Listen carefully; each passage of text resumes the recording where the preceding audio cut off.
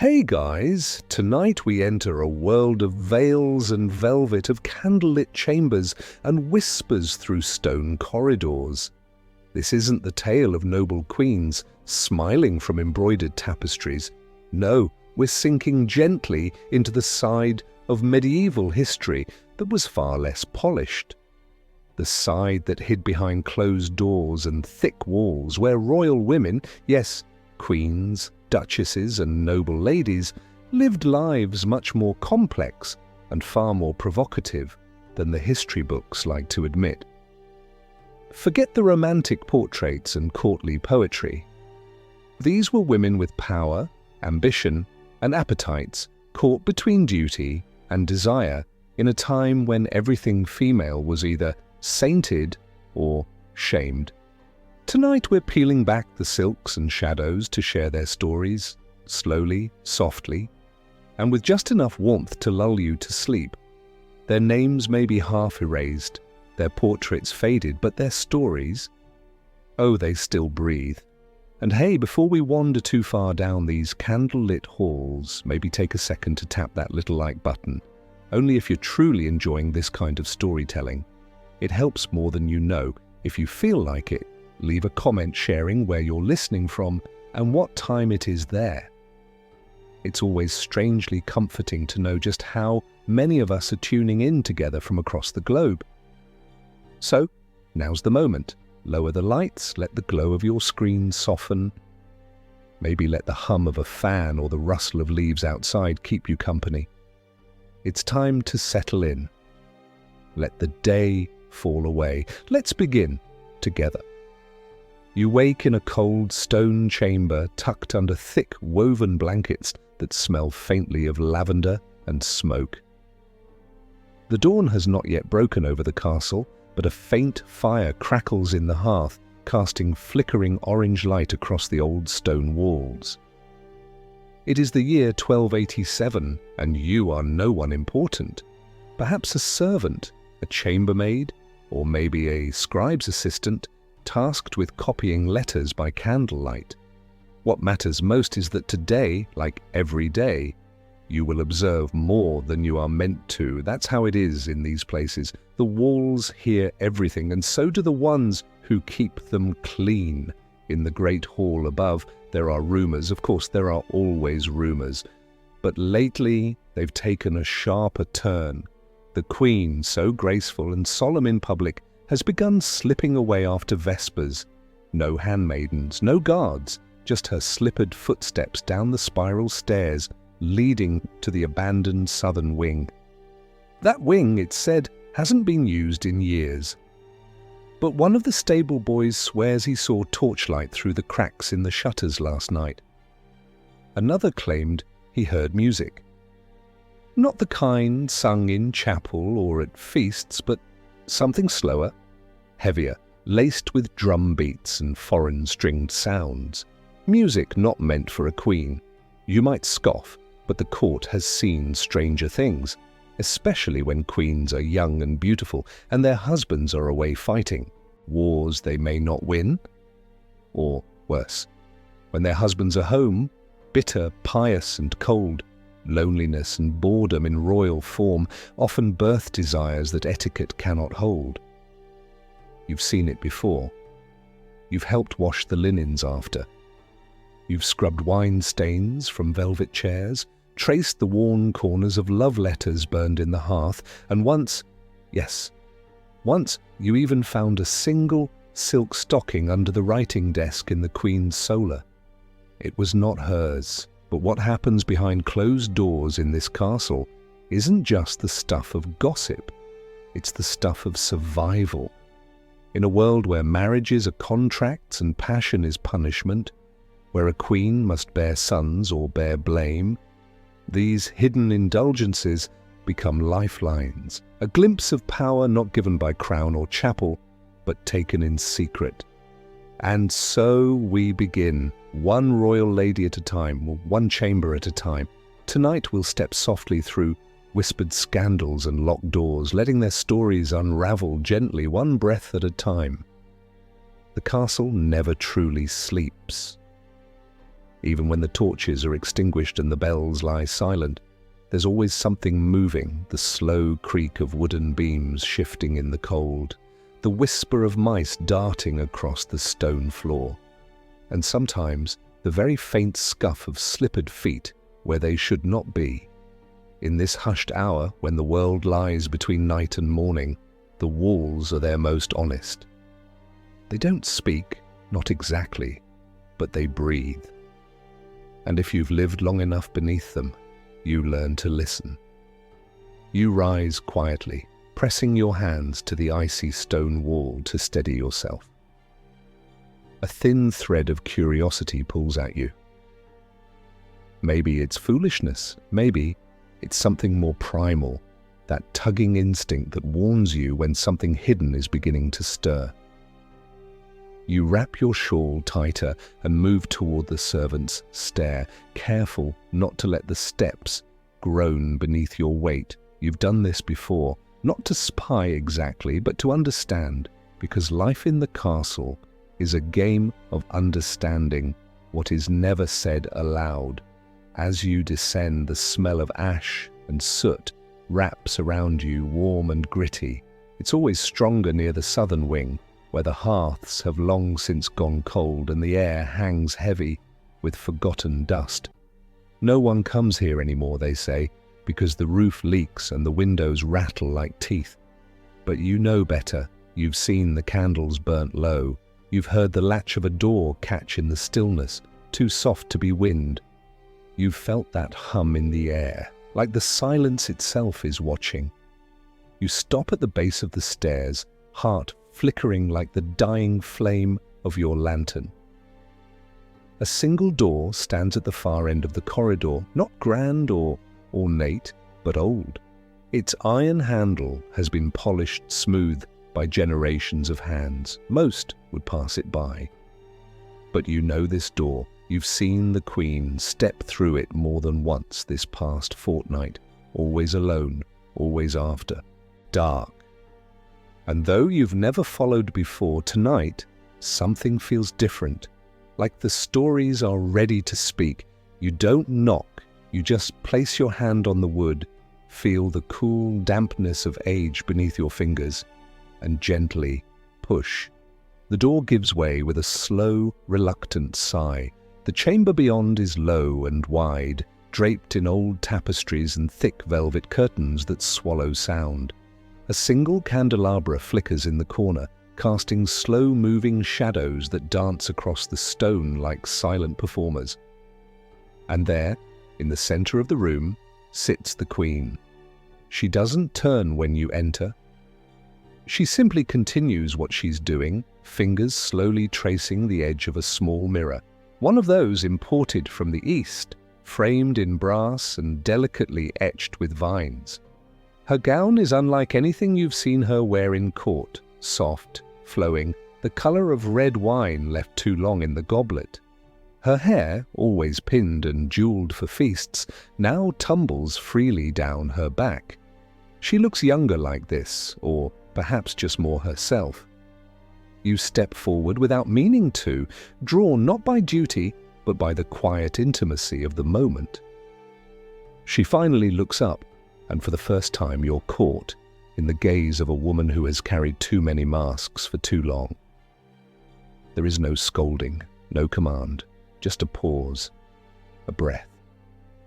And then she speaks, voice barely above the fire's crackle. "You know they call me the Virgin Queen," she murmurs, not bitter, just amused. "But they don't ask what I do when the candles are out." You're not sure how to answer, so you say nothing. And in your silence, she begins to speak again, not to you, perhaps not even to herself, but to the room, to the air, to the memory of all the women who came before her and found their own stolen corners of freedom.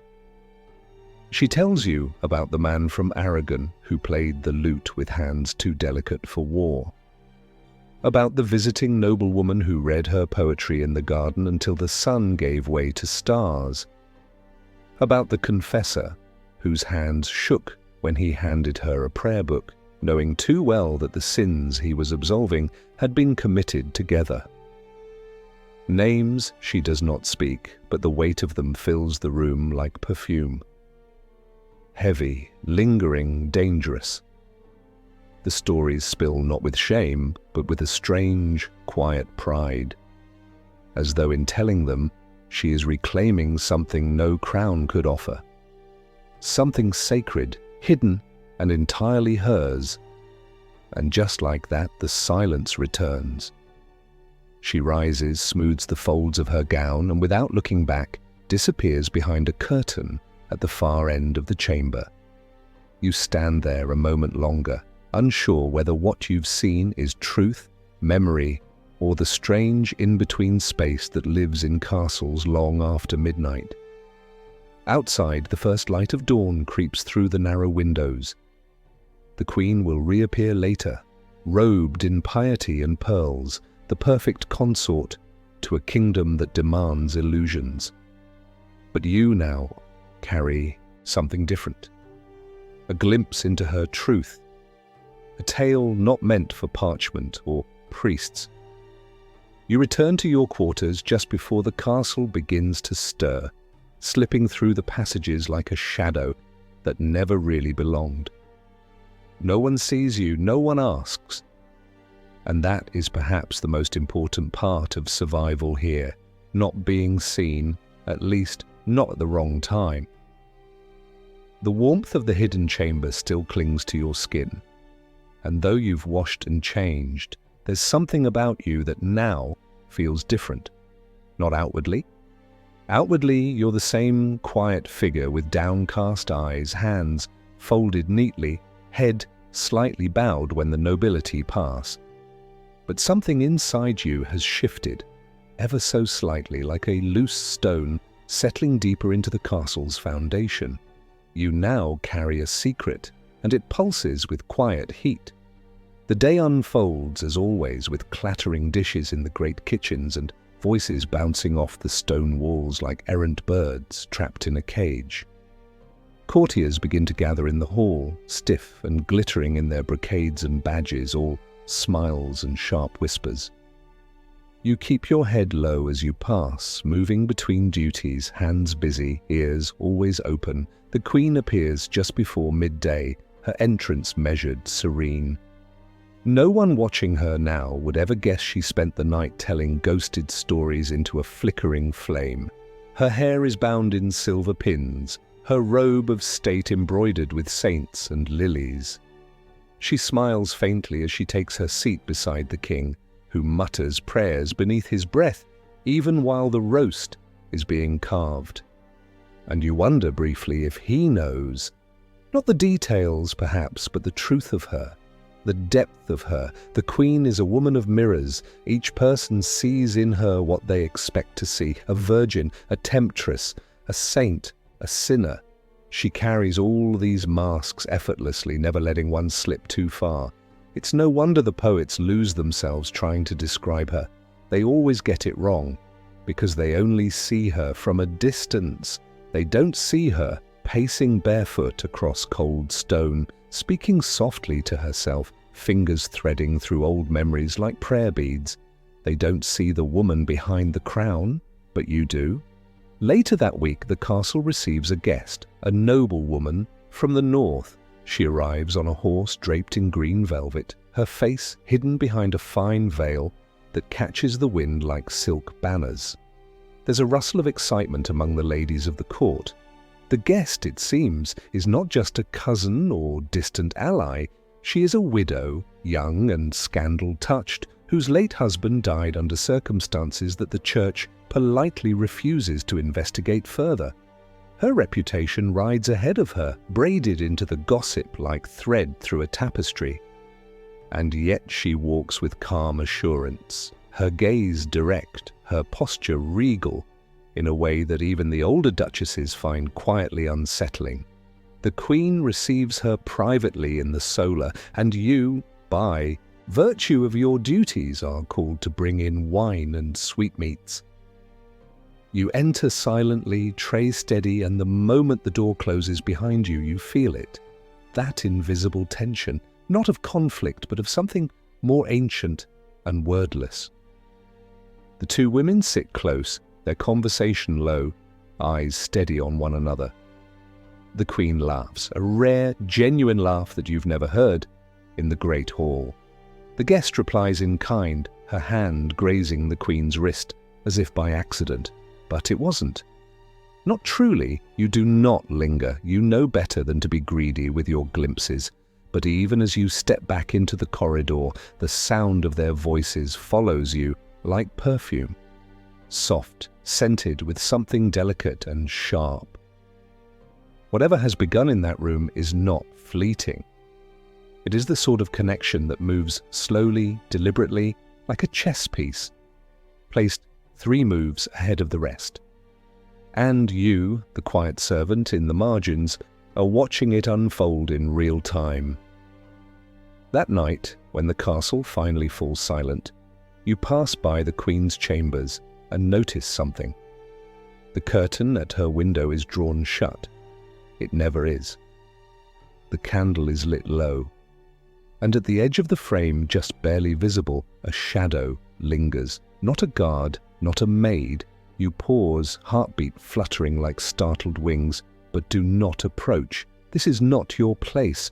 You were allowed one door, one story. The rest is not yours to know. Still, as you return to your bed and pull the coarse blanket over your shoulders, you smile faintly into the darkness. The Queen is not lonely, not tonight. And that somehow makes the cold castle feel a little warmer. The days that follow take on a strange quietness, the kind that settles just beneath the surface of routine. The Queen continues her duties with effortless grace, greeting nobles, attending mass, whispering advice into the King's ear during council meetings. No one watching her would sense the difference, but you do. There is something softened in her, some secret warmth just beneath the skin. Her steps are slower, but not from weariness. They are weighted with intention, as if every hallway she walks holds a memory. Perhaps it does. Castles have long memories after all. Stones that remember voices, corridors that echo with laughter, long after the mouths that made it have gone still. The Northern Lady stays longer than expected, a week, then 2. Officially, she is consulting on matters of estate inheritance, land disputes that require royal arbitration. Unofficially, the court buzzes with quiet theories. Some say the Queen has taken a liking to her company. Others suspect political strategy. And a few, the more daring ones, whisper that the widow's late husband was not simply dead by misfortune, but by design, his absence creating a perfect space in the world that the Queen has now quietly filled. You notice the changes in rhythm before anyone else. The way the Queen lingers in the garden after evening prayers, often alone at first, but not for long.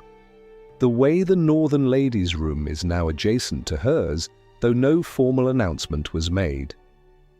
You see the way their hands brush in passing, not clumsy or overly familiar, but with the ease of 2 people who have practiced this dance before. And though the days remain filled with feasts and falconry, liturgies and ledgers, you can feel that something deeper is unfolding just beneath the thin crust of courtly life. One evening, after most of the castle has gone to sleep, you are called unexpectedly to the Queen's chamber. Not by her, but by the widow who greets you at the door in a robe of deep forest green. She asks, very politely, for warm wine, steeped with clove and orange peel. It's a strange request at this hour, but you nod wordless and turn to obey. When you return, tray in hand, you catch a glimpse of the room beyond the curtain. The fire is low, just a glow now, but its light dances across skin and silk. The Queen sits at her writing table, back to the door, her hair unbound and her posture relaxed. She doesn't look up as the widow takes the cup from your hand and thanks you, her fingers briefly touching yours in a gesture that feels rehearsed and calm. You sense no urgency in her, no guilt or anxiety, just assurance, as if this was always meant to be. The door closes softly behind you, and you carry the warmth of that room back with you down the stone halls, still awake, still watching. By the next morning, the court begins to change its tone, not loudly, not in declarations, but in the subtler ways power always makes itself known. The northern lady is now seated closer to the Queen during meals. Her counsel is asked during discussions about grain taxes and harbour fees. She walks freely through the private gardens without the escort once required. And the Queen, for all her poise, now carries a stillness that wasn't there before, as though something within her has found rest. The King, of course, says nothing. His mind is elsewhere, tangled in the politics of border conflicts and church relations. Perhaps he suspects, or perhaps, like so many men in these halls, he believes women are not capable of maneuvering without his awareness. Either way, he does not interfere. You, meanwhile, begin to notice the eyes of others shifting toward you. Just a glance here, a question there, as if they've begun to wonder how much you've seen. But no one asks directly. They wouldn't dare. In a place like this, knowledge is currency, and silence is its own kind of power. You speak little, listen always, and keep your face unreadable. You've learned from the best, after all. The Queen herself taught you, without words, how to hold your truth behind a mask of duty. One night, just before the autumn rains begin, you find a folded piece of parchment tucked into your apron. No seal, no signature, just a single sentence written in a hand you recognize too well. Some stories are only safe when whispered in. Sleep. You burn it without reading it again. Not out of fear, but out of respect. Because some truths are sacred. Some stories belong not to the history books, but to the stillness between heartbeats. And as you lie down that night, the scent of clove wine still faint in the air, you find yourself smiling softly into the dark. Autumn folds itself into the castle like a second cloak. The chill slips in under doorways and clings to the stone walls, and each morning arrives with a damp greyness that dulls even the Lord's golden brooches. Fires are lit earlier. Bread is baked denser. The air smells of wood smoke and dried apples, and the courtyards are scattered with yellowed leaves that stick to cloaks and shoes. Inside, life narrows into a cozier kind of rhythm. People linger longer by the hearth. There's more mulled wine, more murmurs behind goblets, more glances traded in firelight. And in the Queen's wing, that quiet shift is felt most of all. The northern widow is still present, though her title has begun to dissolve in the air around her. No one calls her Lady of the North anymore, not out loud. Now she's simply the companion. A word soft enough to be harmless and vague enough to be safe. She walks beside the Queen now, not behind her. Her voice carries across the solar when she reads aloud from French tales, her laugh rising like a bell when the stories grow strange or scandalous. Sometimes, late at night, you hear music drifting from the southern wing again, not courtly hymns or rigid psalms, but a softer sort of music. Plucked strings, breathy flutes, rhythms that do not follow the usual dance steps, sounds that might have been brought from lands far beyond the cold stone walls. You have stopped trying to understand it all. Not because it doesn't matter, but because you've come to accept that some relationships are not meant to be understood by those outside of them. They simply are, like weather, like the tide, like the way morning light always seems to catch in the Queen's hair. Just so, even on the cloudiest days. There is a comfort in not knowing everything, a kind of peace. Still, you notice the patterns. You see the way the Queen smiles more easily now, the way she hums to herself, when she believes she is alone. You notice how she eats more, speaks longer at table, touches things with a kind of care she didn't before, not as though she is protecting them, but as though she is present in the moment she touches them, fully there. That kind of peace is rare in queens. One evening, as you're tending to the library fireplace, the queen enters with the widow, arm gently linked through hers. They are alone, unescorted, wrapped in thick cloaks, but clearly not cold. They move through the room as if they've done so many times before, and you make yourself smaller in your corner, pretending not to hear the soft rustle of fabric, the sound of laughter not meant for anyone else. They browse the shelves like schoolgirls, fingers skimming spines, pausing here and there. The widow pulls down a worn volume with gilded edges and opens it to the middle, her lips moving silently as she reads a line or two. She looks at the queen, says something you can't quite hear. The queen replies, and whatever she says makes them both laugh, soft and breathless. Later, after they've gone and the fire is dying low, you walk past the table where they left the book. It's a collection of stories from Italy, each more fantastical than the last. You glance at the page they marked. It's a tale of a noblewoman who disguises herself as a man to escape a loveless marriage, only to fall for a merchant's daughter along the way. It's not a tragic story. In fact, it ends with a feast and laughter and a household rebuilt from the ashes of old expectations. You close the book gently, returning it to its place, and for the first time in a long while, you allow yourself a thought you've never dared hold on to before.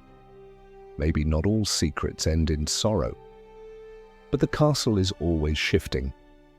Nothing stays hidden for long. Not truly. A visiting priest arrives from the southern diocese, stern-faced and suspicious. He preaches of virtue and vigilance, his sermons sharper than most swords in the armory. He meets with the king, and there are whispers afterward, uneasy ones. Something in the air grows tight, like the breath before a storm. You can feel it in the way servants move a little quicker, in how the queen's guards stand a little closer to her door. And you, ever the quiet observer, begin to worry.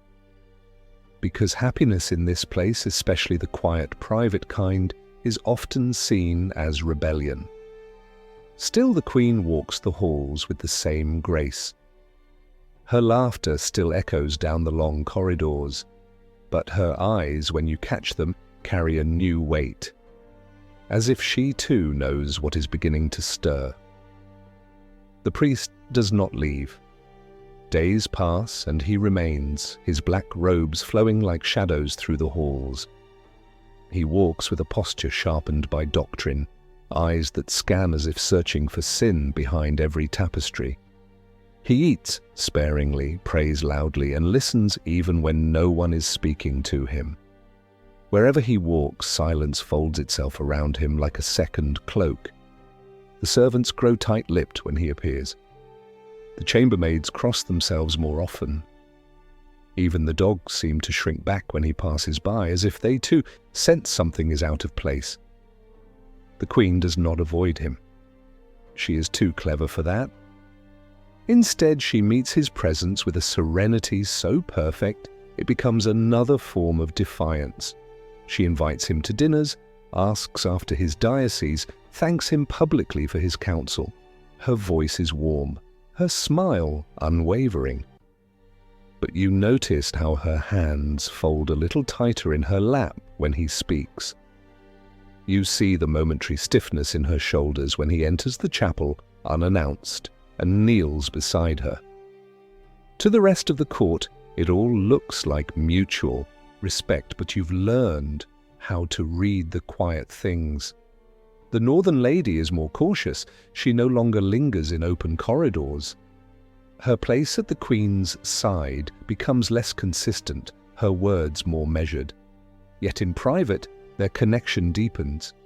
You hear it in the soft, thud of footsteps passing your door long after midnight. You see it in the way the Queen's face lifts when she receives a folded note passed quietly by a trusted hand. And once, just once, you glimpse them in the herb garden behind the chapel wall, standing too close for strangers, too still for friends. The castle, always alive with quiet dramas, begins to tighten like a pulled thread. One day, as you polish the candlesticks in the solar, the Queen sends the rest of the staff away early, keeping only you with her.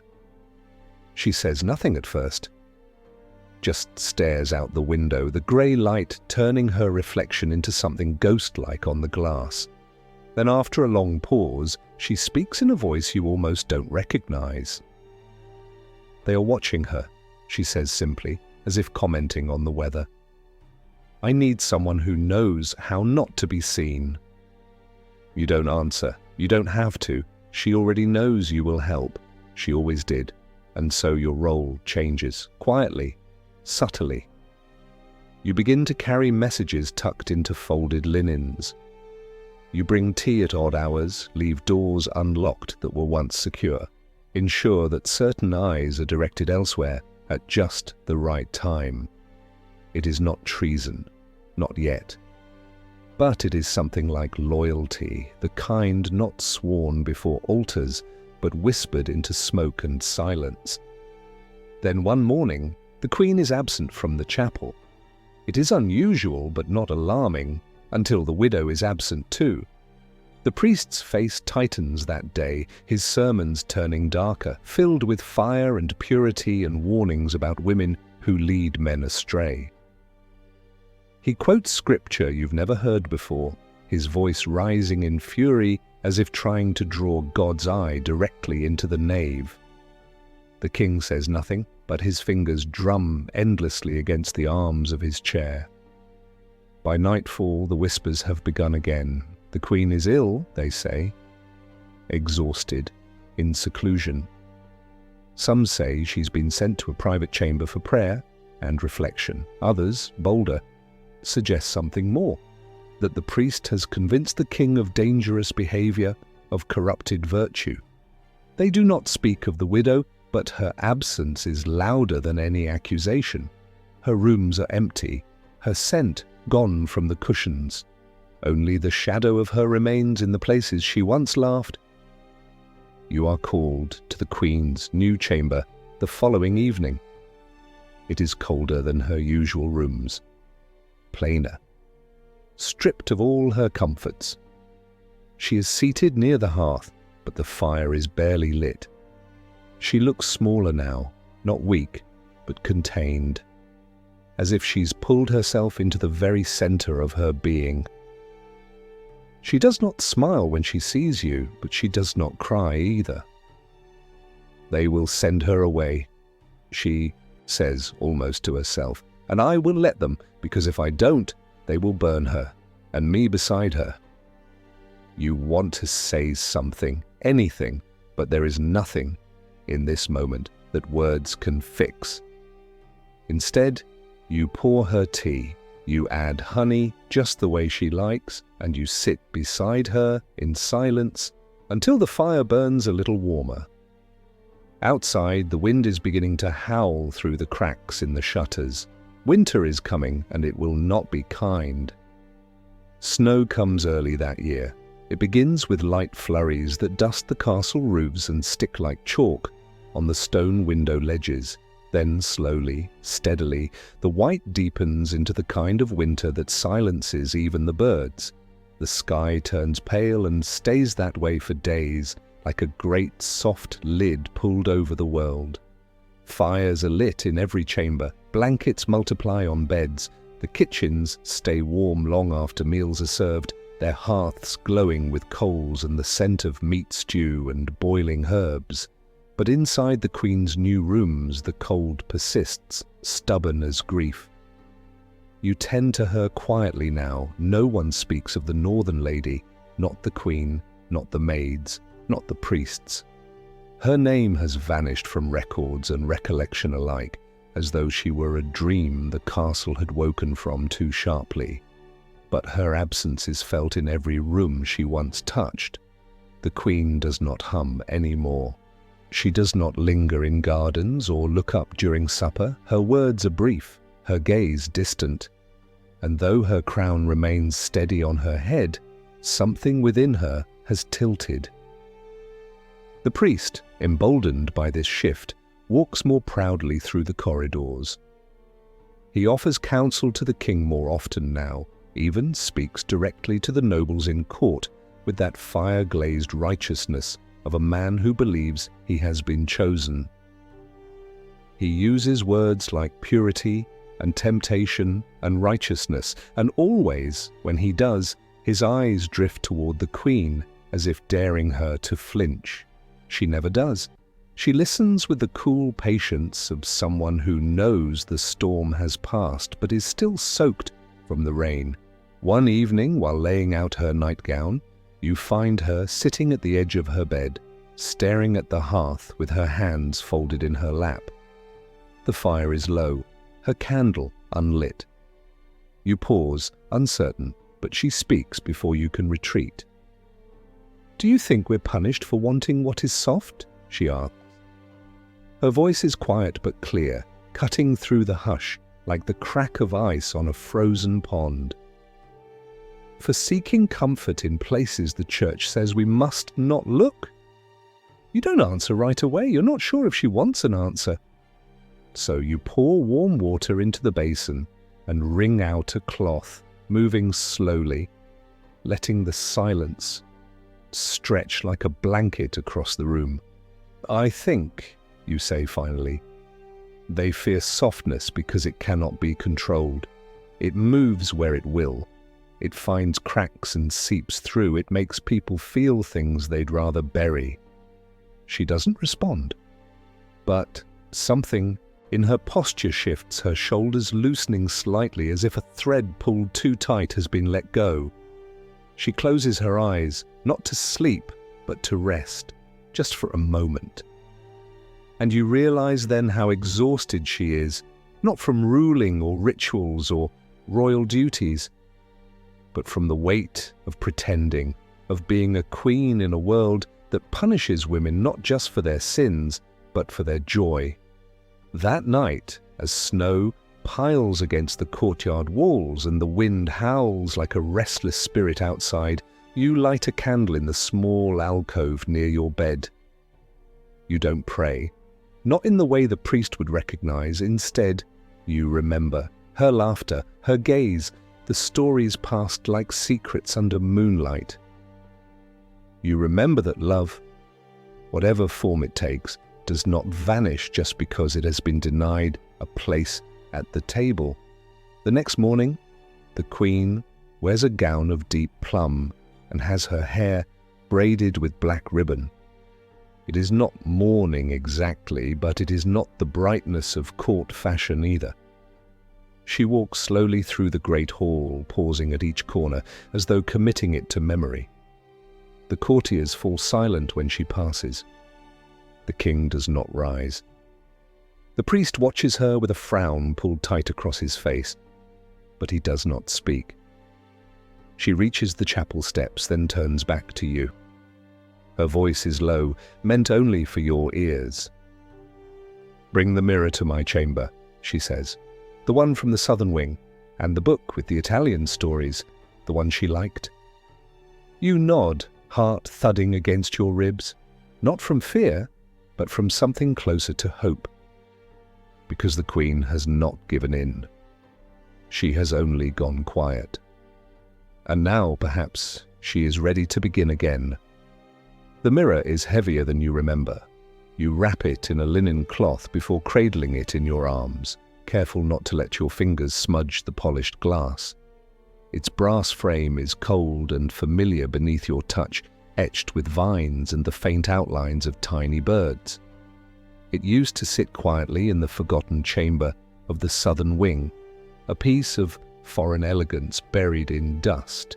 Now, as you carry it through the castle's winding corridors, you feel its weight not just in your arms but in your chest, as if the mirror carries not just reflections but memory itself.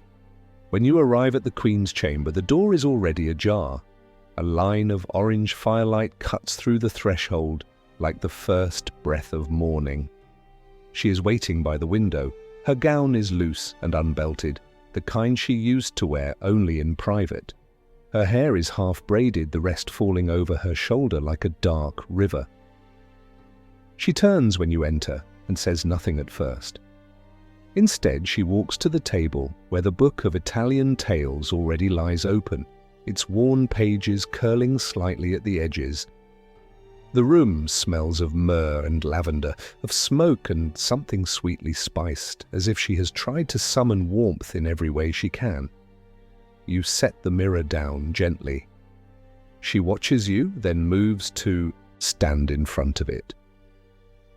For a long moment she doesn't speak. She just stares into her own reflection, her fingers rising to brush across her cheek, her jaw, the corner of her mouth. Not with vanity, but with a kind of wonder, as though trying to remember what it felt like to be seen by someone who loved her for all the things she was never meant to show. The mirror does not lie. It does not flatter. It only offers her back to herself. And tonight, that seems to be exactly what she needs. "I used to look into this and see her behind me," she says softly. "Always smiling, always watching. She would catch my eye in the glass and make a face until I laughed. Like we were girls again, with no crowns, no rules, no weight." You sit down beside the fire, listening without interrupting. The wind rattles faintly against the windows, but the chamber itself holds steady, warmed by something stronger than flames. She closes the book and rests her palm on the cover, as if to still the stories inside it. "They thought they could erase her by sending her away," she continues. "That I would forget, that I would return to their mold, but I remember everything. Every word she whispered into my skin, every night she stayed when I didn't ask, every dream we shaped between us, even if we knew it could never last. Her voice doesn't break. If anything, it strengthens, not loud, but sure. She is no longer just grieving. She is holding vigil for something that deserved more time, more freedom, more space to breathe. You realize then that this is not a woman resigned to silence. This is a woman waiting for her moment. She turns to you with eyes clearer than you've seen in weeks. "I want you to open the southern chamber again," she says, quietly. "No guards, no maids, just you. Air it out, light a fire, and leave the key with me."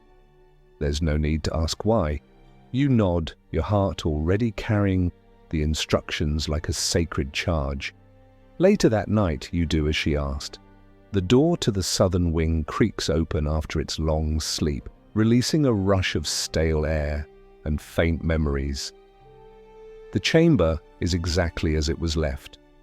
The cushions slightly sunken, the curtains closed but not drawn tight, the air still laced with old perfume. You light the hearth, you crack open a window, you place a single candle in the alcove, then withdraw. When you return to her, the Queen is writing. A letter, perhaps, or a poem. Her hand moves slowly across the page, her face bathed in the amber glow of the mirror beside her. She does not look up, but her voice follows you to the door. "Some people think love must be loud to be real," she says, "but I've found it grows strongest in whispers." Outside, snow falls again, soft and soundless, layering the world in white. Inside, the fire burns just a little brighter. The southern chamber comes back to life slowly. At first, it resists. The air remains thick and unmoved, the dust reluctant to rise even as you sweep it into corners. The rugs hold on to their silence, and the curtains droop, still bearing the scent of abandonment. But day by day, as you return with fresh linens, with warm water and clove-studded oranges to sit on the windowsills, the room begins to breathe again. A place forgotten begins to remember, and soon it feels as though it was never empty at all, just waiting. The Queen does not visit it immediately, she waits. She asks you only if the fire has caught well and whether the air feels less stale. She listens to your answers with a gaze that gives nothing away, and then she returns to her desk, to her mirror, to the book of stories that sits like a relic upon her table. But one evening, just after dusk, she hands you a small parcel wrapped in dark green cloth. She does not explain, you do not ask. You carry it with care to the southern chamber and place it gently on the bed. When you unfold it later, out of quiet curiosity, you find a folded gown inside, not royal, not embroidered or jewel-bright, but soft and worn, a dress from another life, a memory sewn into every hem. That night she visits the chamber. She goes alone. You do not follow, but you see the candlelight flickering behind the old shutters. You see her shadow cross the walls. She stays for a long time, and when she returns, her expression is unreadable.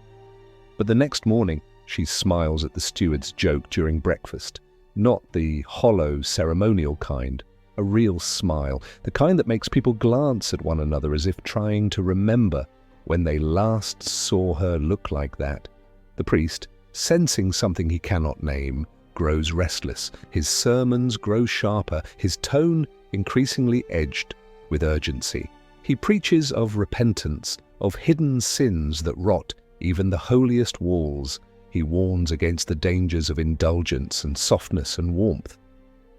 He speaks of purity like it is a sword rather than a balm, something to cut with rather than something to comfort. His words reach the court, but they no longer seem to take root. The Queen does not flinch when he addresses her. She listens politely, responds when required, then goes back to her books, her letters, her quiet walks through the garden paths dusted in frost. You, meanwhile, were learning something else entirely. That proximity to power is not the same as power itself, but it carries its own strange strength. You are trusted now deeply, fully, by someone the kingdom bows to every day. And while that trust is not armor, it is a kind of shield. No one questions you when you fetch firewood for a room no one else uses. No one follows when you disappear for hours into the less traveled wings of the castle. You've become part of the quiet machinery that makes her secret world turn. And in doing so, you've found a kind of meaning you never expected. Sometimes she speaks to you now, not as a servant, but as someone who sees her. One evening, while you're brushing out her hair before bed, she tells you a story of a girl she once knew in her first household, years before she became queen. A girl who could make her laugh with just a glance, who taught her how to lie convincingly, to escape embroidery lessons, who once dared her to sneak wine from the Lord's table. They'd hidden beneath the kitchen stairs, giggling and whispering, drunk on stolen sips and the thrill of being young and unseen. That girl had married a man twice her age before she turned 15. The Queen never saw her again. "She kissed me once, just before the wedding," the Queen murmurs, "right on the cheek." And then she laughed and said, "At least I'll have that memory." It didn't feel scandalous then, just sad. You pause in your task, hands stilled in her hair, but she does not seem to expect a response. It is not a confession, only a fragment of a past still lingering like an echo. The next morning, the first thaw arrives. The snow melts in streaks across the roof tiles, the sound of dripping water returns to the courtyards, and a single bluebird lands on the window ledge outside the Queen's chamber. She notices, you see it in her expression as she gazes out. Not hope, exactly, but something close to it. A readiness. The arrival of the thaw changes the castle in ways both seen and unseen. Water trickles down stone grooves, finding paths that had been frozen for weeks. Icicles drip steadily from the eaves, tapping a soft rhythm against the courtyard cobbles. Servants pull back the shutters to let in the light, though the sun still feels cautious, like it's not quite ready to return in full. Everything smells different now. Damp stone, wet earth, the first hints of moss peeking through the cracks. You find yourself breathing deeper, taking in air that no longer burns the nose with frost. Inside, the warmth spreads slower. Fires still burn in every hearth, but there is something else now. A low humming energy, as though the castle itself is beginning to stretch its limbs after a long, silent sleep.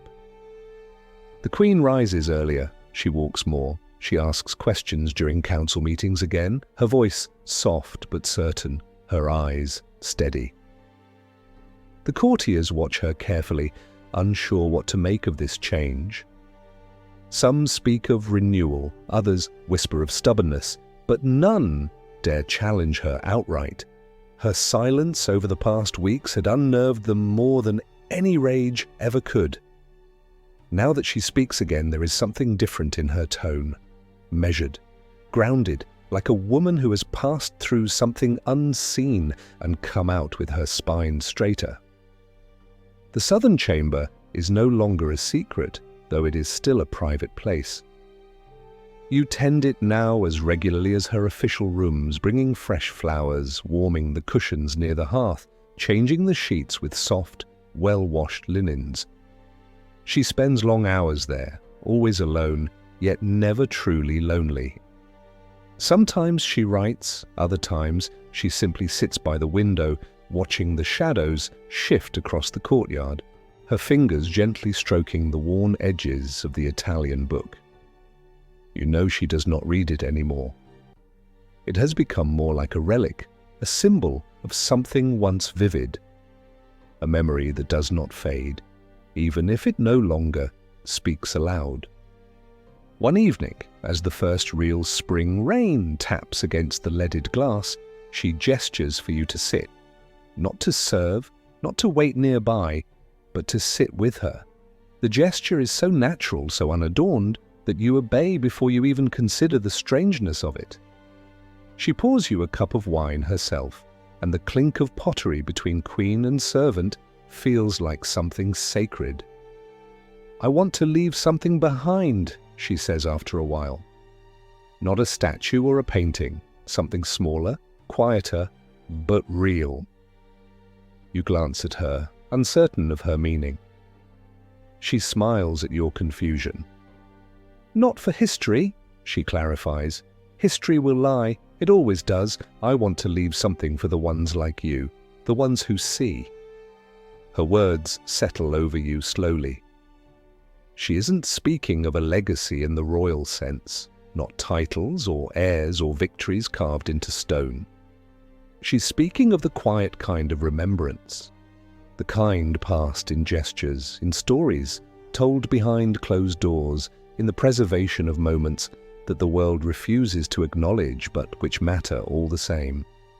That night, you begin writing. Not much. Just a few lines, carefully inked onto a scrap of parchment.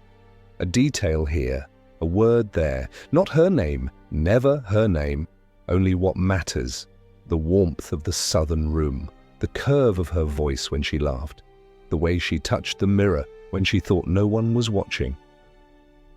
You fold the paper and hide it beneath the loose stone near your cot. You don't know why you do it, only that it feels necessary.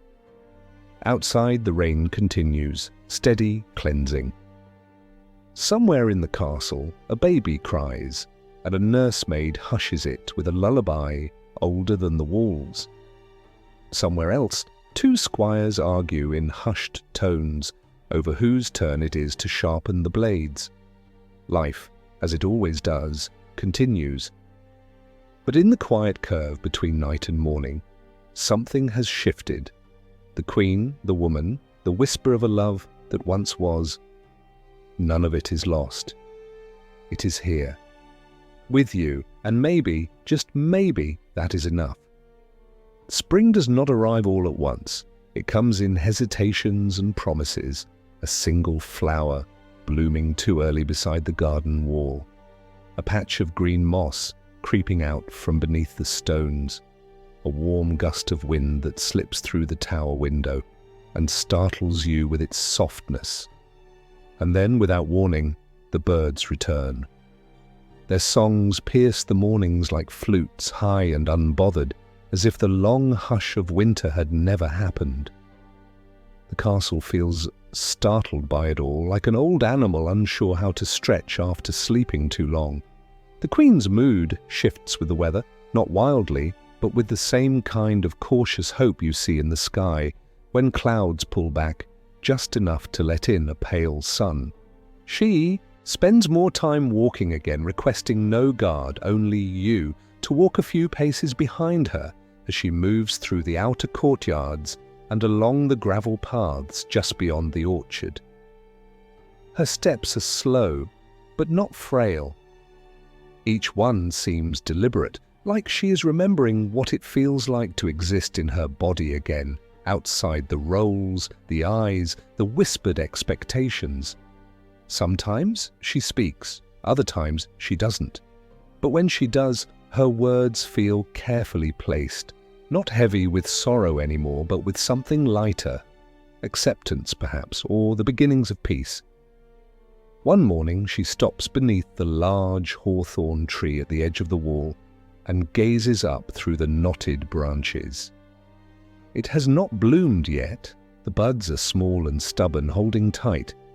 She touches the bark gently, running her fingers across the deep grooves as though reading the tree's story in the texture of its skin.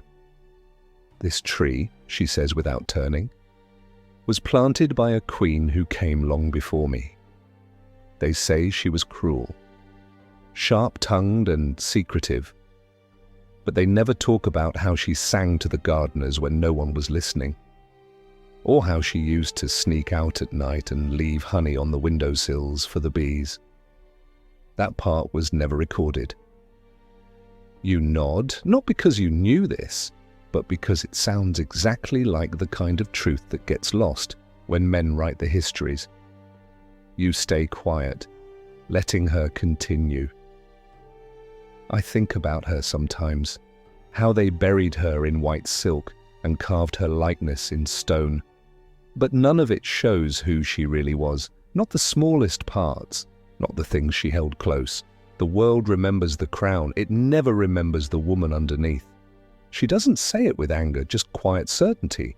And you realize that her time in the southern chamber, her silence, even her stillness these past months, they weren't signs of surrender. They were her way of collecting herself, of reclaiming what parts of her story she could before the rest of the world decided what it would call truth. Back inside, you see more evidence of her quiet work. Letters sealed in wax bearing no crest, passed to you to slip discreetly into the hands of traveling merchants or visiting nobles.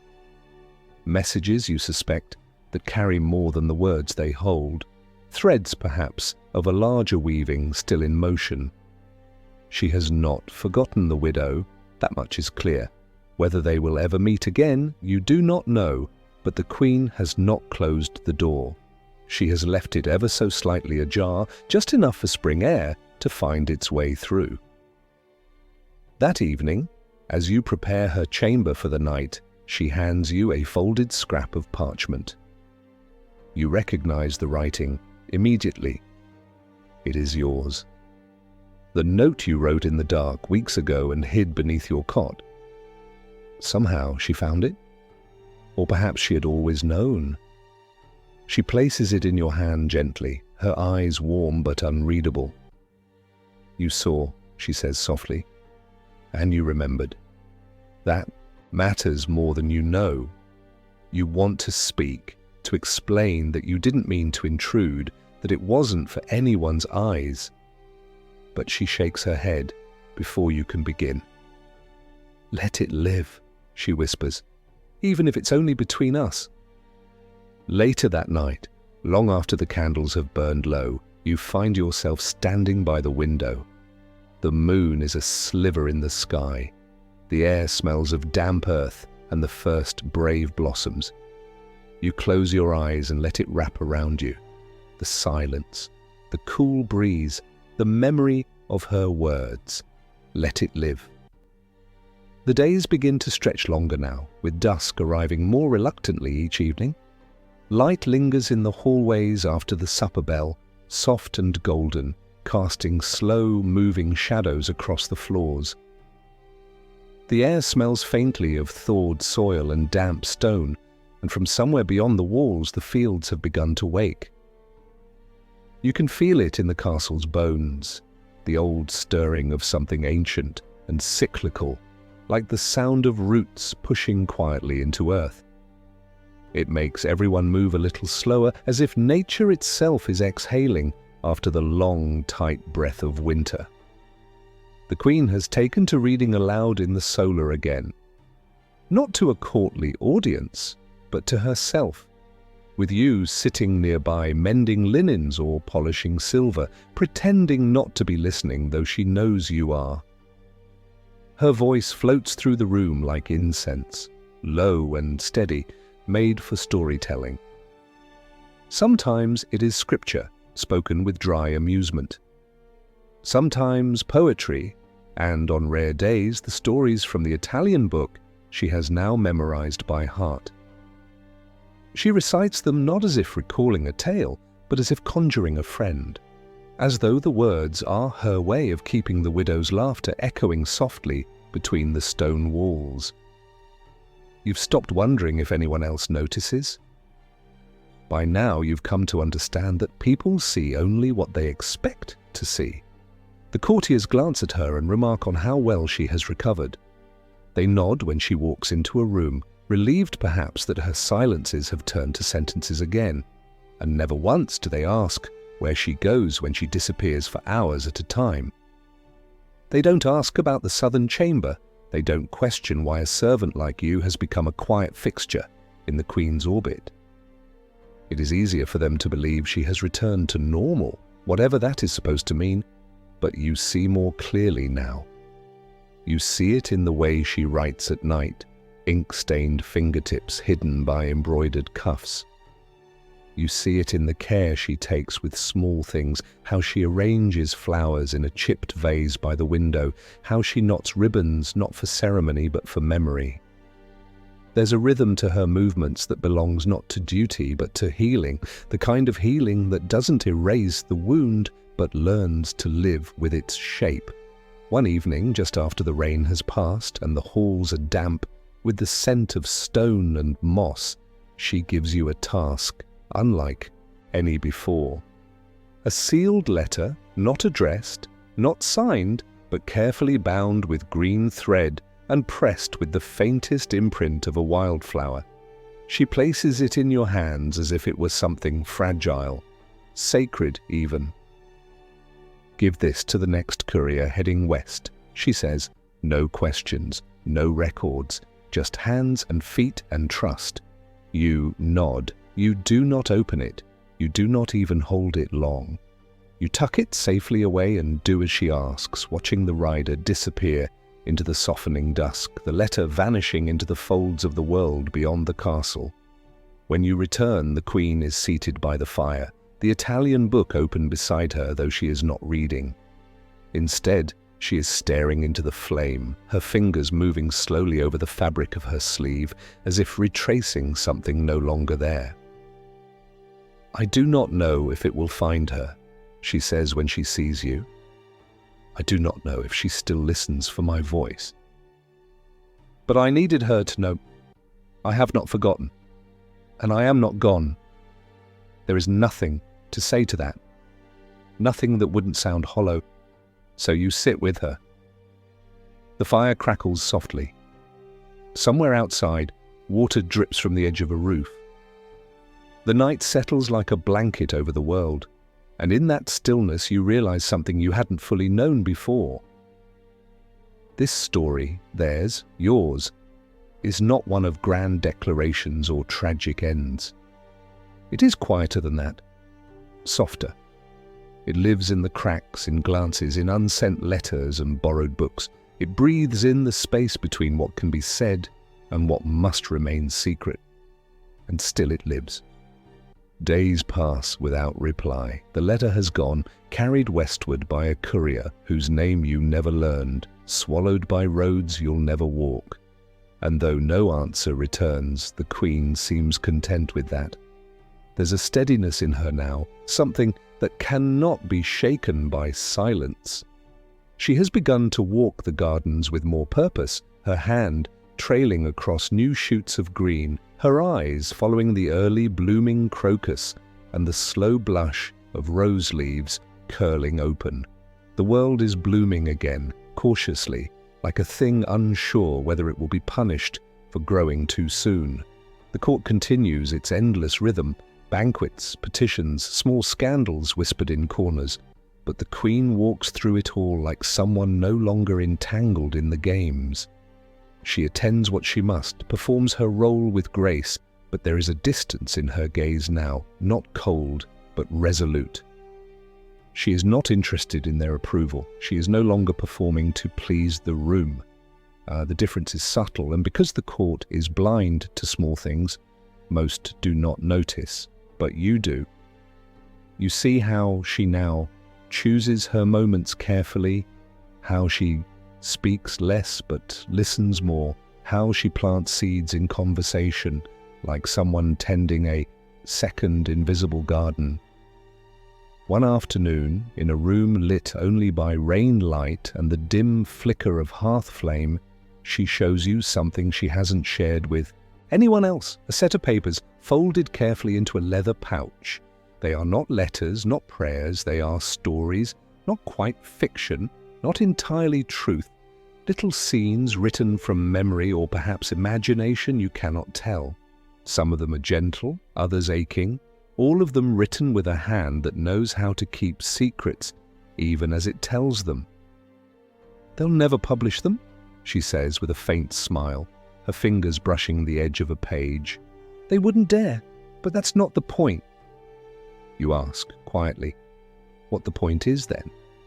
And she looks at you with eyes that have seen too much to believe in easy answers. "The point is that it existed," she replies, "that I felt it, that it was mine, and that someone will find it one day and understand." You say nothing, only nod. The fire shifts. Rain traces long, slow fingers down the window panes.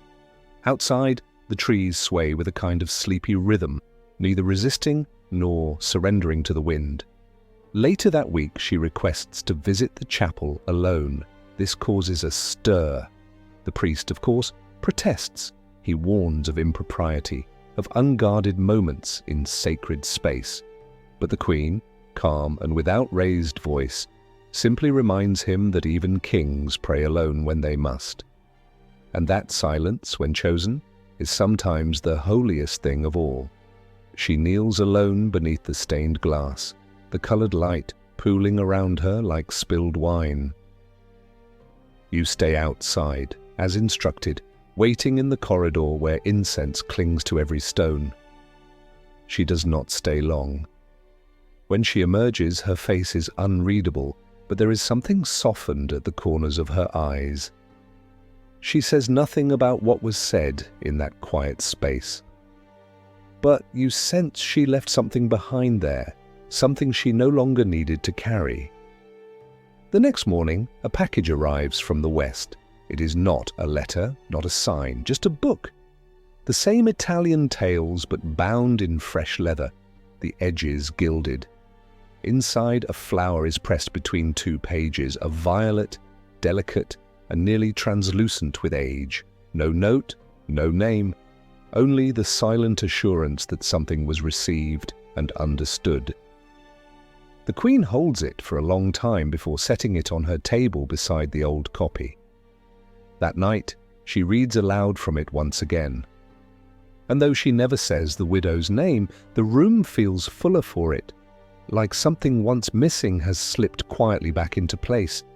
You sit nearby, not as servant now, but as witness.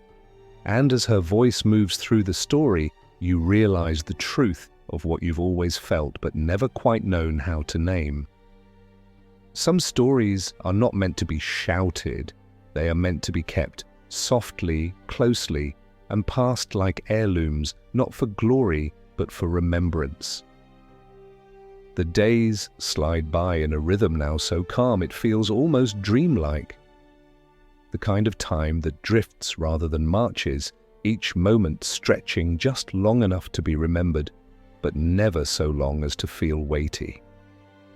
The Queen continues to read aloud most evenings, not every night, but often enough that the sound of her voice has become something expected, like the creak of the shutter in the wind or the soft knock of the hearth settling into its warmth.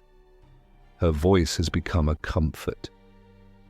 Even the castle seems to lean in when she speaks, the walls holding their breath between her sentences. The book with the gilded edge remains by her bedside now. Sometimes you see her fingers resting lightly on it while she thinks, as if the presence of it alone is enough. She never speaks of the flower pressed inside, never refers to it, but you notice she flips to that page often, not to read, but to look. And it's in these quiet glances that you begin to understand something new.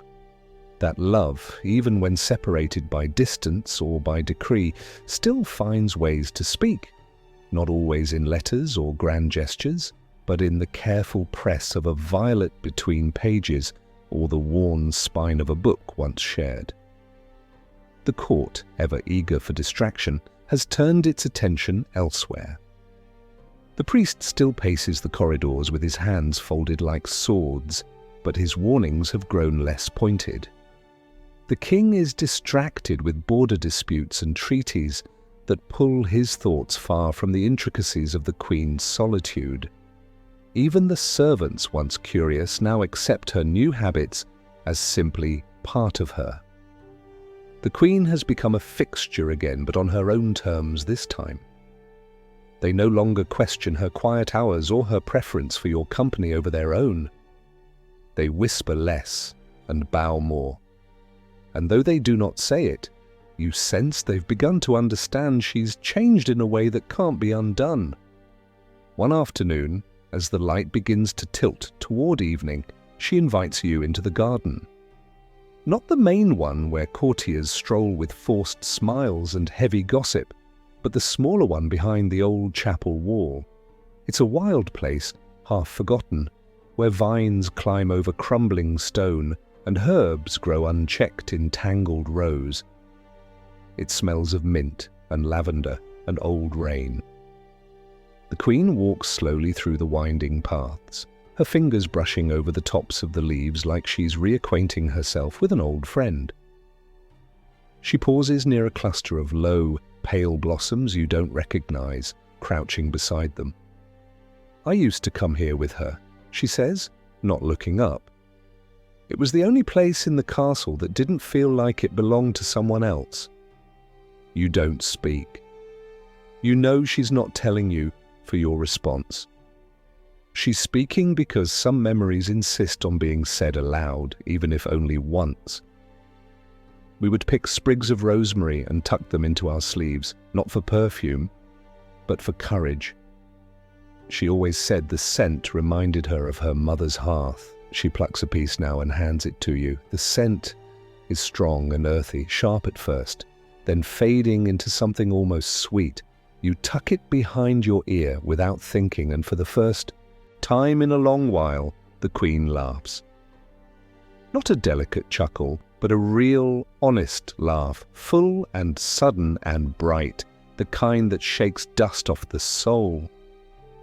You laugh too, more from the joy of seeing her this way than from any real joke, and for a moment, everything else falls away.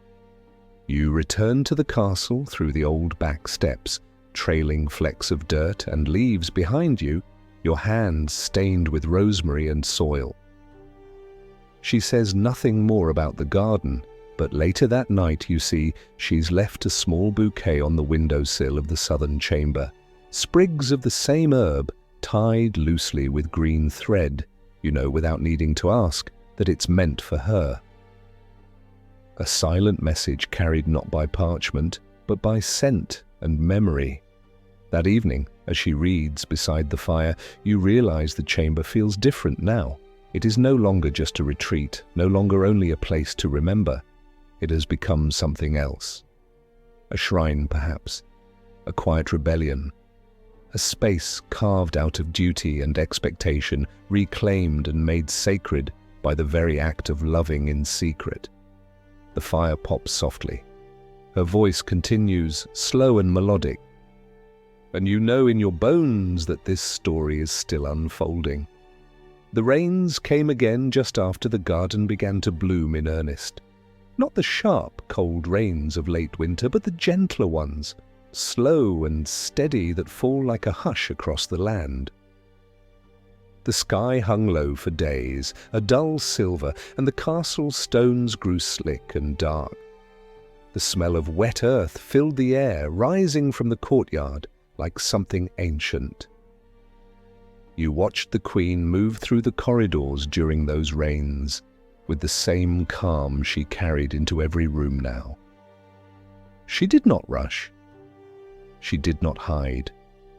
She allowed the drizzle to touch her sleeves when walking under the open arches, and did not flinch when her hair curled from the damp.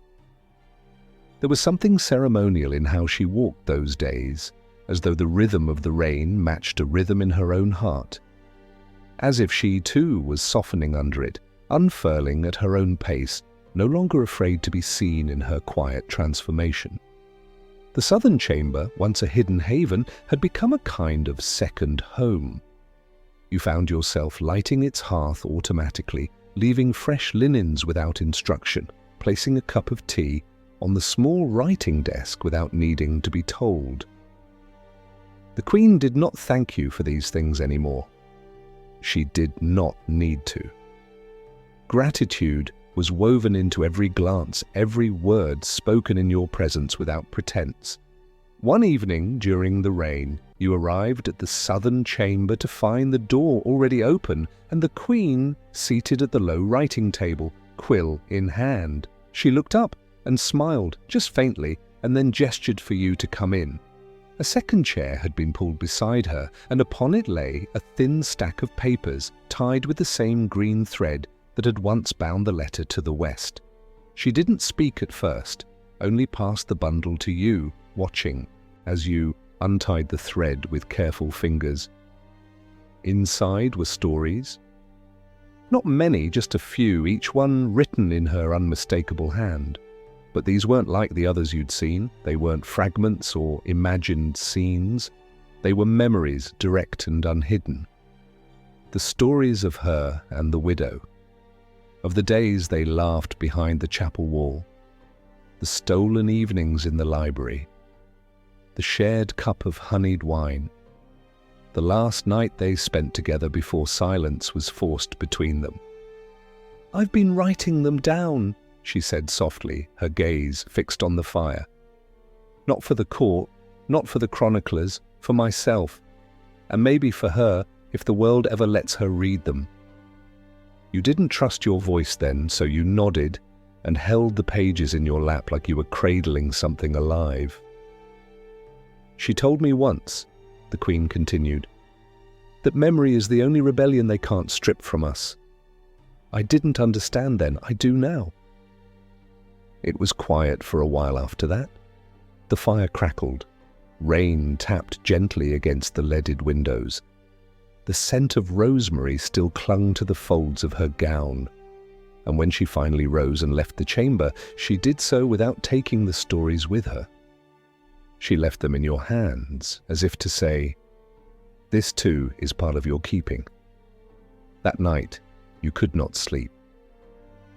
You sat by your small window, watching the shadows move in the rain, rereading the stories in the dim candlelight. There were things in them you had guessed, yes, but also details you could never have imagined. The way the widow hummed when nervous. The particular way her fingers brushed the Queen's wrist during conversation. The softness of their love, despite the edges closing in on them. It was tender, whole, and heartbreakingly real. By morning, the rain had cleared. The sun returned quietly, laying thin gold across the castle stones. Birds sang with renewed vigor, and the world once again tilted towards spring. You tucked the stories away beneath the floorboards of the southern chamber, wrapped in silk and placed between two tiles that had long been loose. It wasn't hiding, it was protection. A way to make sure the truth would outlive the fear. And later that day, when you brought the Queen her tea and she smiled at you with that new, knowing softness, you felt something settle inside you too. This story, their story, was no longer just memory, it had taken root. And it was beginning to grow. It was in the small moments that you began to notice the Queen changing again, not in the way she had when grief first folded her inwards, but in the opposite direction, like something slowly blooming after a long frost. She still moved with grace, but now there was purpose in her steps, a kind of gravity that drew attention without demanding it. You would watch as courtiers bowed more deeply, as ministers paused mid-sentence. When she turned her head, she was not louder, not sharper, just unmistakably more herself, and that was enough to shift the very air around her. What surprised you most was the way she had begun to smile again, not for ceremony or performance, but in those quiet, forgotten corners of the castle. In the garden behind the chapel, where the rosemary had begun to flower, or in the southern chamber where candlelight flickered against the stone walls like old memories returning. It was in those moments you saw her fully, not as the Queen they bowed to in the great hall, but as the woman who had loved, who had lost, and who now chose, every day, to remember. There was a rhythm to your days now. The tasks had not changed. There were still linens to wash, meals to prepare, firewood to carry, but everything felt different, as though those simple acts had taken on new meaning. When you lit the fire in the southern room, it was not just for warmth, but as a kind of offering.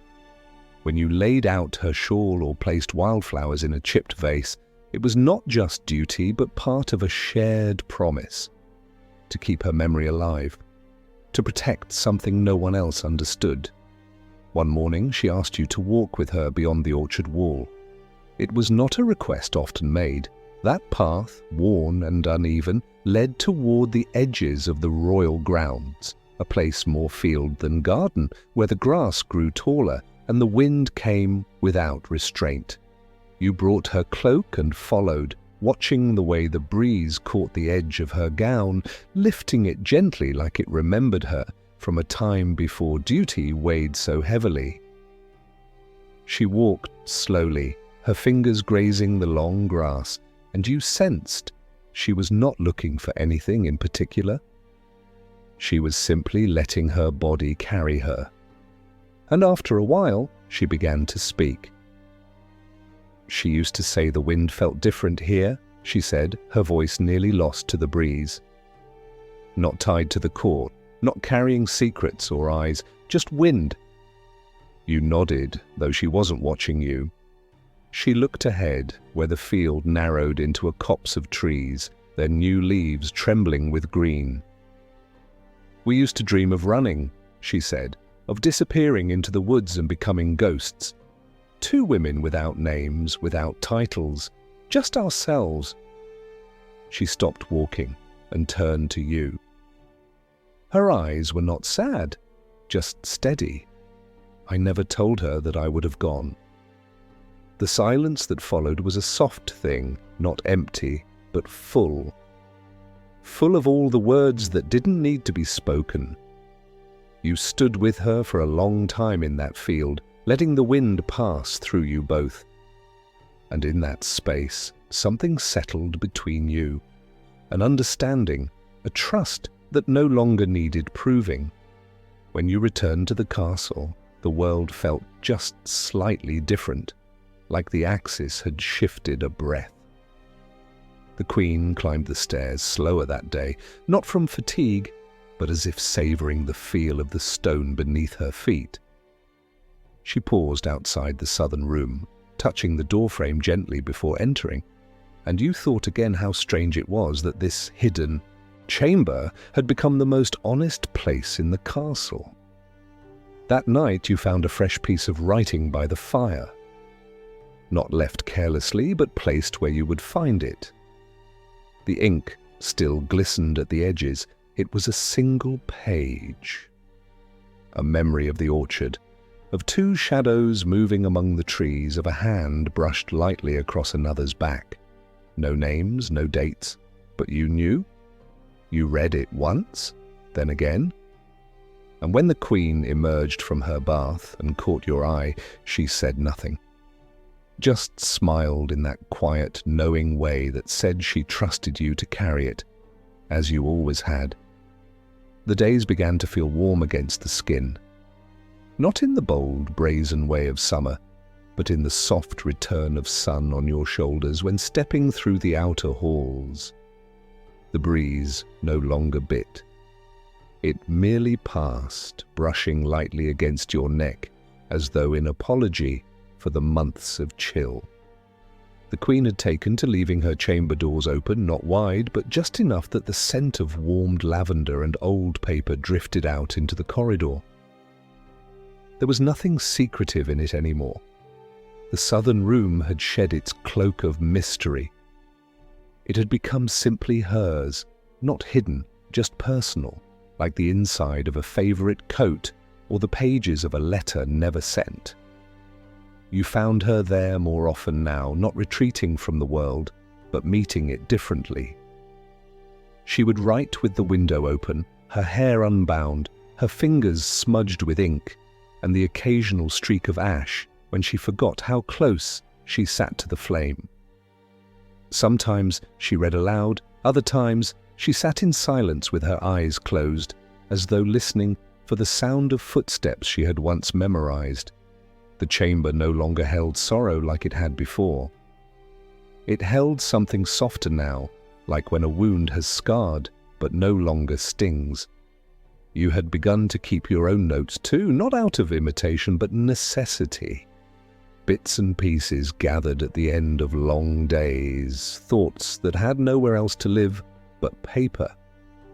You did not intend them as a record, you only wanted to hold the shape of things, to catch the little moments before they slipped past unnoticed. The sound of the Queen humming when she thought she was alone. The way she turned her face to the morning light with her eyes still half closed. The way she whispered to the garden herbs as though reminding them she had not forgotten who they once were. These were not grand stories. They were quiet things, true things. The priest had noticed the change in her, of course. He watched from a distance now, his sermons increasingly veiled in parable and frustration. He spoke of women who strayed from their roles, of unnatural affections and soft corruptions. But his voice carried less weight these days. The court had grown used to the Queen's new presence, and more than a few had found her silence easier to follow than his endless warnings. The king, for his part, remained distracted. His attention pulled further toward foreign disputes and feuding nobles. He saw the Queen often, but rarely looked at her long. If he noticed the subtle shift in her posture, the calm in her gaze, the way her hand no longer trembled when resting on the arm of her chair, he said nothing. One evening, just before supper, she handed you a parcel wrapped in cloth. Her expression was unreadable, but her tone was soft. "This is to be hidden," she said. "Not destroyed, not lost, just kept until someone needs it." You took it without opening it, as you always did. Trust had long become your shared language. That night, you placed it behind the old bricks beneath the southern hearth, beneath the tile she once traced with her toe when nervous. You did not ask what was inside, but you knew in a way, knew that whatever it held mattered, not because of what it said, but because of who had written it. Later, she sat by the window, the breeze lifting the ends of her sleeves. She watched the horizon where the sun sank slowly into the trees, gold fading into ash. "I used to think love had to be loud," she murmured, more to herself than to you. "Like thunder, like fire. But maybe it's more like a shadow, or a breath, or the way rosemary lingers long after your fingers have left it." You didn't respond. You only sat beside her and listened to the quiet, to the settling of evening around the room, to the slow and faithful sound of memory making a home. The Queen's hands had begun to show signs of the sun again. Faint touches of gold brushed along her knuckles, a warmth where winter's pallor once lingered. She no longer wore gloves indoors, and her rings, once symbols of rule and lineage, sat forgotten in a carved dish near her basin. There was something gentle in that choice, as if she were letting go of roles that had once bound her too tightly. Her fingers looked freer without the weight. She now spent long hours in the overgrown garden behind the chapel wall, her sleeves rolled back, her knees dusted with soil. No one disturbed her there, not out of fear, but reverence. She had, in her quiet way, claimed that place with such care and consistency that even the palace guards now passed by without word when they saw her bent among the rosemary or speaking softly to the bees. You accompanied her sometimes. Not always. There were days she needed to be alone, and you understood that kind of solitude.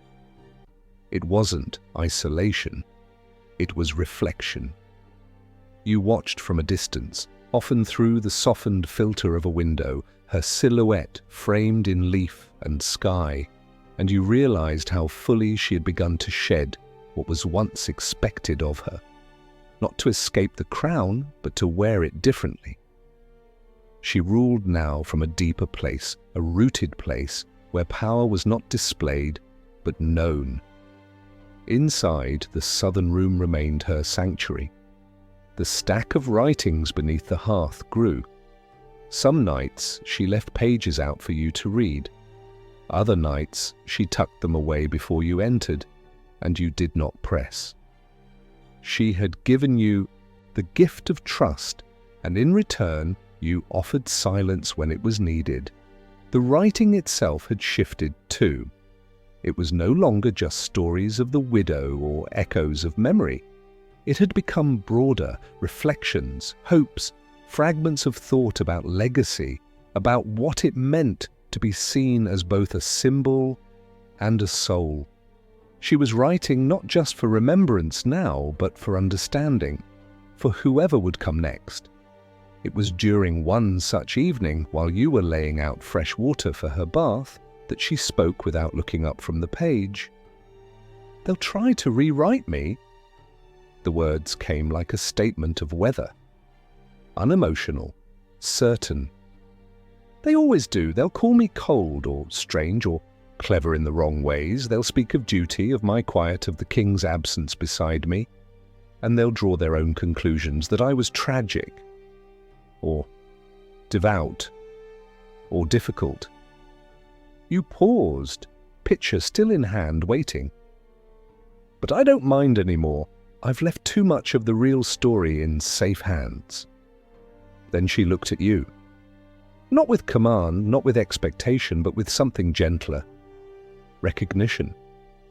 The kind that only exists between two people who've carried each other's secrets without speaking them aloud. Outside, the wind picked up. Rain had begun to gather again, not the cold storms of winter, but the warm rains of spring that fed roots rather than drowned them. You lit a single candle in the room and watched the light flicker against the glass. The Queen folded her page and pressed it between the others in the stack. Then she stood, slow but certain, and walked to the window. "They'll never understand," she said softly. "But that was never the point." She turned and sat near the hearth, her gaze resting on the stones you both knew hid the bundle wrapped in green thread. She didn't reach for it. She simply sat with the comfort of knowing it was there. You moved quietly about the room, drawing the curtains, straightening the cushions, arranging the vase of new clover from the garden. And though no words passed between you again that night, the air was full of things understood. By the time you left, the rain had begun to fall in earnest. The corridors echoed with the tap of droplets against glass. You paused once outside her door and listened, not for danger, not for command, but for that small, steady rhythm of a world that was no longer hiding. By mid-morning the following day, the rain still hadn't let up. It rolled across the rooftops in steady waves, spilling off the stone edges and dripping into the garden in long, clear strings. The corridors glistened underfoot where the wind had pushed moisture through open arches. Even the firewood stacked near the hearth smelled damp, the scent of moss and ash clinging to every room.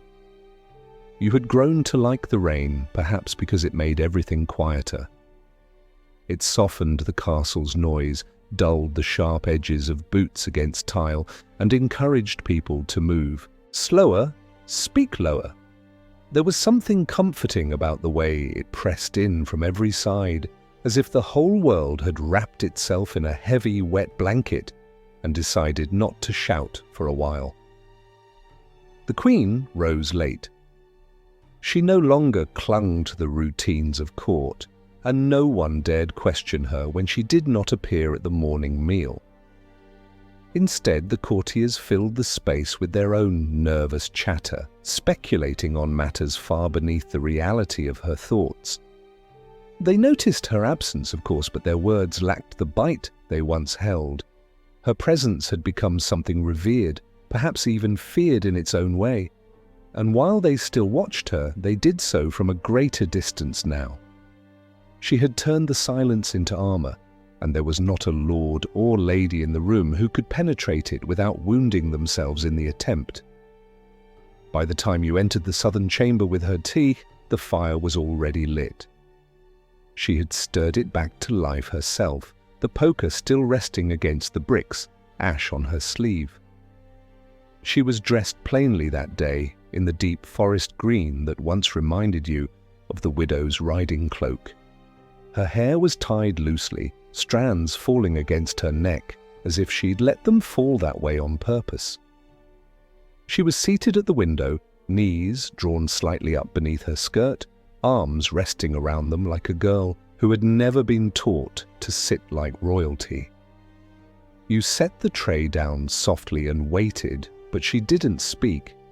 She simply gestured for you to sit beside her, not as a servant, but as someone who had earned that place through something older than rank. You sat. For a while, you both listened to the rain. It struck the glass with a steady rhythm, neither heavy nor soft, just persistent, like the thoughts that don't leave even after sleep. "There's word from the western coast," she said finally. "A new envoy has arrived. He comes from the same region as her last post. No official tie, but the timing... It's peculiar." You turned your head slightly but said nothing. She did not sound troubled, more curious than anything else. "He'll dine with us this week," she continued. "A formal welcome, the usual nonsense." There was a small silence before she looked over at you, her eyes not distant, but sharp. "I need to know who he speaks to, not the words, just the eyes. Watch the eyes, they always tell the story." You nodded once. You understood her well enough now that she didn't need to explain. Sometimes names weren't necessary. There were threads being pulled again, quiet ones, woven beneath the velvet of the king's politics and the priest's sermons. And the Queen, as always, saw them first. That evening, the castle filled with the muted shuffle of preparation. Silver was polished, banners were unfurled, and cooks debated the placement of herbs with the seriousness of military strategy. You worked silently alongside them, unnoticed by most, moving with practiced ease between their frenzied pacing. All the while, your mind stayed with her instructions, watched the eyes, and later, as the envoy entered, cloaked in sea-worn navy and carrying nothing more than a leather satchel and an unreadable expression, you took your place near the wall, not too near, just close enough to see. And there it was, the moment his gaze found hers, the pause, the slight, almost imperceptible lift of his brow, not surprise, not recognition, but understanding. He knew who she was, not just in name but in truth. And as her eyes held his, steady and silent, you knew the game had begun again. The banquet hall had never felt more still, though it was filled to the brim. Every seat was occupied, every cup filled. Yet beneath the clinking of silver and the soft murmur of conversation, there was a breath being held. The kind of breath that stretched invisibly from one corner of the room to the next. You stood quietly near the carved pillar, pretending to occupy yourself with the refilling of goblets, but your eyes were where they needed to be. On the envoy, on the queen, on the invisible thread between them. The queen, as always, was a master of stillness. She smiled at the right moments, nodded with regal calm when spoken to, lifted her goblet just high enough for ritual. Yet there was something more tonight in her posture. Not rigid, not forced, but measured, as if every motion came with two meanings and only a few would know which one was real. Her gaze did not linger on the envoy, but it never strayed far either. She had seen the flicker in his eyes during the greeting. She had read the tilt of his head, the pause in his breath. He had come here knowing who she was, not as a queen, but as something far more dangerous. A woman who remembered. The envoy spoke politely. His accent marked him clearly as foreign, though not unfamiliar. He complimented the richness of the wine, the stonework of the west corridor, the sharpness of the local cheese. He did all the things men do when they are trying to pass unnoticed, and yet every movement gave him away. He watched the queen too often, and never directly. His fingers twitched once at the table, when her hand lifted to adjust her hair. You caught the motion, because you were looking for it, just as she had asked. Others saw only another noble from another port, another whisper in the endless exchange of alliances and marriages and meaningless treaties. But not you. You saw how he reached into his satchel when he thought no one watched, not deeply, not for a weapon, but for reassurance. His hand grazed something within it, a letter perhaps, or something older, something cherished, and then returned to his wine. His eyes lingered on the candles at her side, as if measuring the width of the flame. You wondered for a moment if he had known the widow, or if he had only carried her words. Either way, the connection was there, layered beneath court niceties and small nods. You watched the queen take it all in without flinching. As the feast wore on, laughter returned to the table, though it danced uneasily. The king, oblivious, or choosing to appear so, toasted the envoy's journey and spoke of mutual prosperity. The priest, seated uncomfortably far from the queen, muttered his disapproval into a goblet of watered wine. You saw him watching her more than watching the envoy. His distrust curled tight behind his folded hands. He could feel something stirring too, even if he didn't yet know its shape. The queen excused herself early, just before the final round of sweetmeats and spiced fruit. She rose with grace, thanked the room with the kind of softness only royalty can summon, and left through the southern corridor. You gave her a few minutes before slipping out behind her. No one noticed your absence. They rarely did. You found her already in the southern chamber, seated at the window where the light of the hall could not reach. The fire was unlit, the air cooler than usual, and the silence carried a kind of tension that hadn't been present for weeks. She didn't look at you right away, only reached to her side and held out a folded note. The wax was unfamiliar. You took it, waited. "It was in the envoy's hand when I greeted him," she said. "He passed it to me with the smallest motion. No words. No one saw." You broke the seal carefully, half expecting the scent of rosemary or pressed flowers. But there was only paper, thick and rough, and a single sentence written in a looping hand. "She remembers the garden." You looked up slowly, your breath catching. The Queen was already watching you now, her face unreadable, but softened in the cheeks, her eyes rimmed in the faintest shimmer of unshed thought. "She's alive," she whispered, "and she still listens." And for the first time in many months, the Queen let her hand rest gently on yours.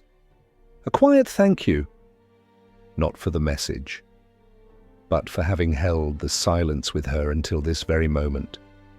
That night, the castle seemed to quiet more than usual. The corridors emptied early, the laughter of the feast fading into soft echoes as the courtiers drifted to their chambers. Even the servants, who often lingered in the kitchen long after the fires dimmed, moved silently, their tasks done with an unusual hush. Rain still patted gently on the glass panes of the upper windows, and the wind, usually so restless, slowed to a kind of breathless wait. It was as though the whole place understood something sacred had happened, though it could not name what. The Queen sat long after midnight in the southern chamber, the note resting on the table before her. She did not touch it again after handing it to you. It lay there like a still heartbeat, a single line that had awakened something neither of you could quite speak aloud. She held her cup without drinking, her eyes fixed on the hearth, though it remained unlit.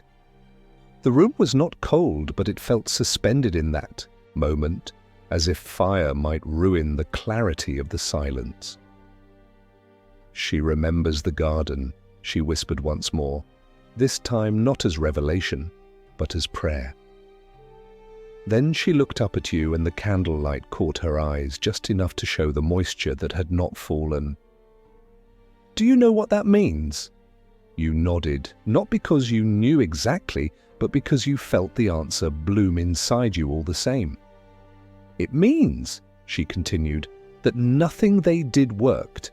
Not the separation, not the silence, not the threats, or the distance or the years. Nothing worked." Her voice did not shake. It was full of something stronger than grief or anger. It was triumph wrapped in mourning. It was the strength of a woman who had nearly been erased and yet had somehow written herself back into the world. The envoy left the next morning without ceremony. A simple departure, no trumpet, no crowd. He met your eye once in the courtyard as he mounted his horse, and though he said nothing, he placed his hand briefly on his satchel, a gesture that felt like a closing of a chapter you'd barely begun to read. The Queen watched from her balcony, her face calm, unreadable. But you knew her thoughts were already travelling beyond the hills, carried by the echo of 7 simple words. Over the following days, the Queen changed again, subtly, but it was there. She moved with more ease, her shoulders no longer pulled so tightly together, her gaze not searching the horizon as often. There was a stillness in her now that had nothing to do with resignation and everything to do with knowing. She began writing again in earnest. You saw the stack grow beneath the hearth, new pages tucked into the silk bundle, a rhythm returning to her hand that hadn't been there in months.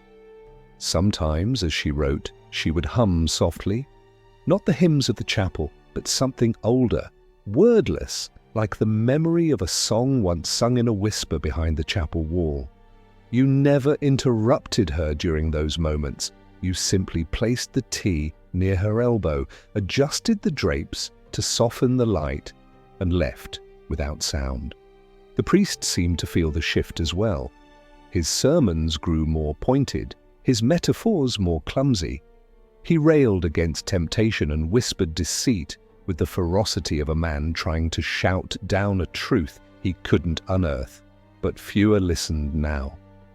The Queen's composure had become a counter-sermon, her calm a refutation.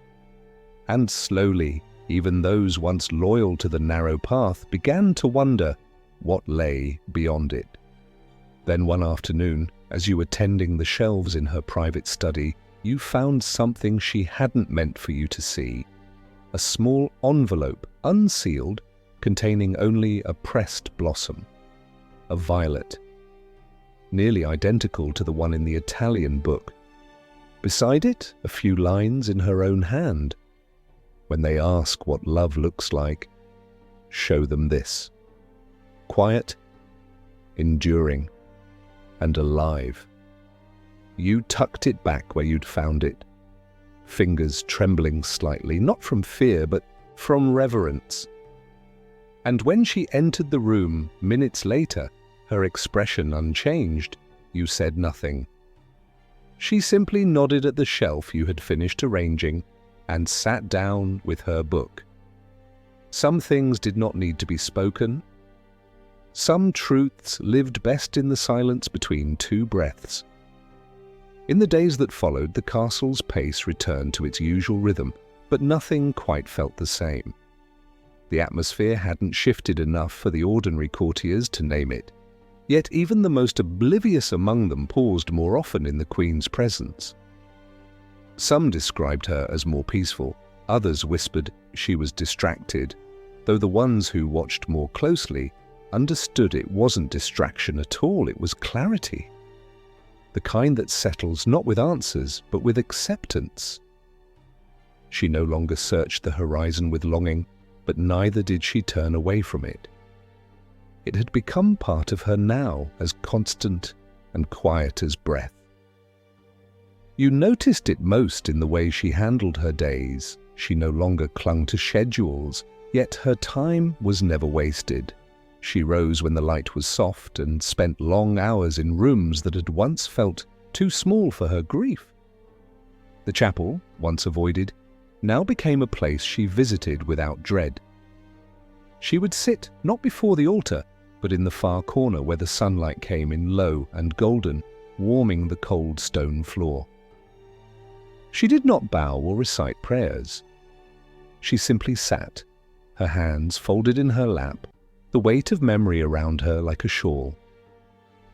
You often waited just beyond the door, close enough to sense her mood, far enough to respect her solitude. And each time she emerged, her eyes met yours with a calm that asked for no words. There was a shift in you too, though quieter. You found yourself holding on to things you once passed by. The way light filtered through rain-speckled glass.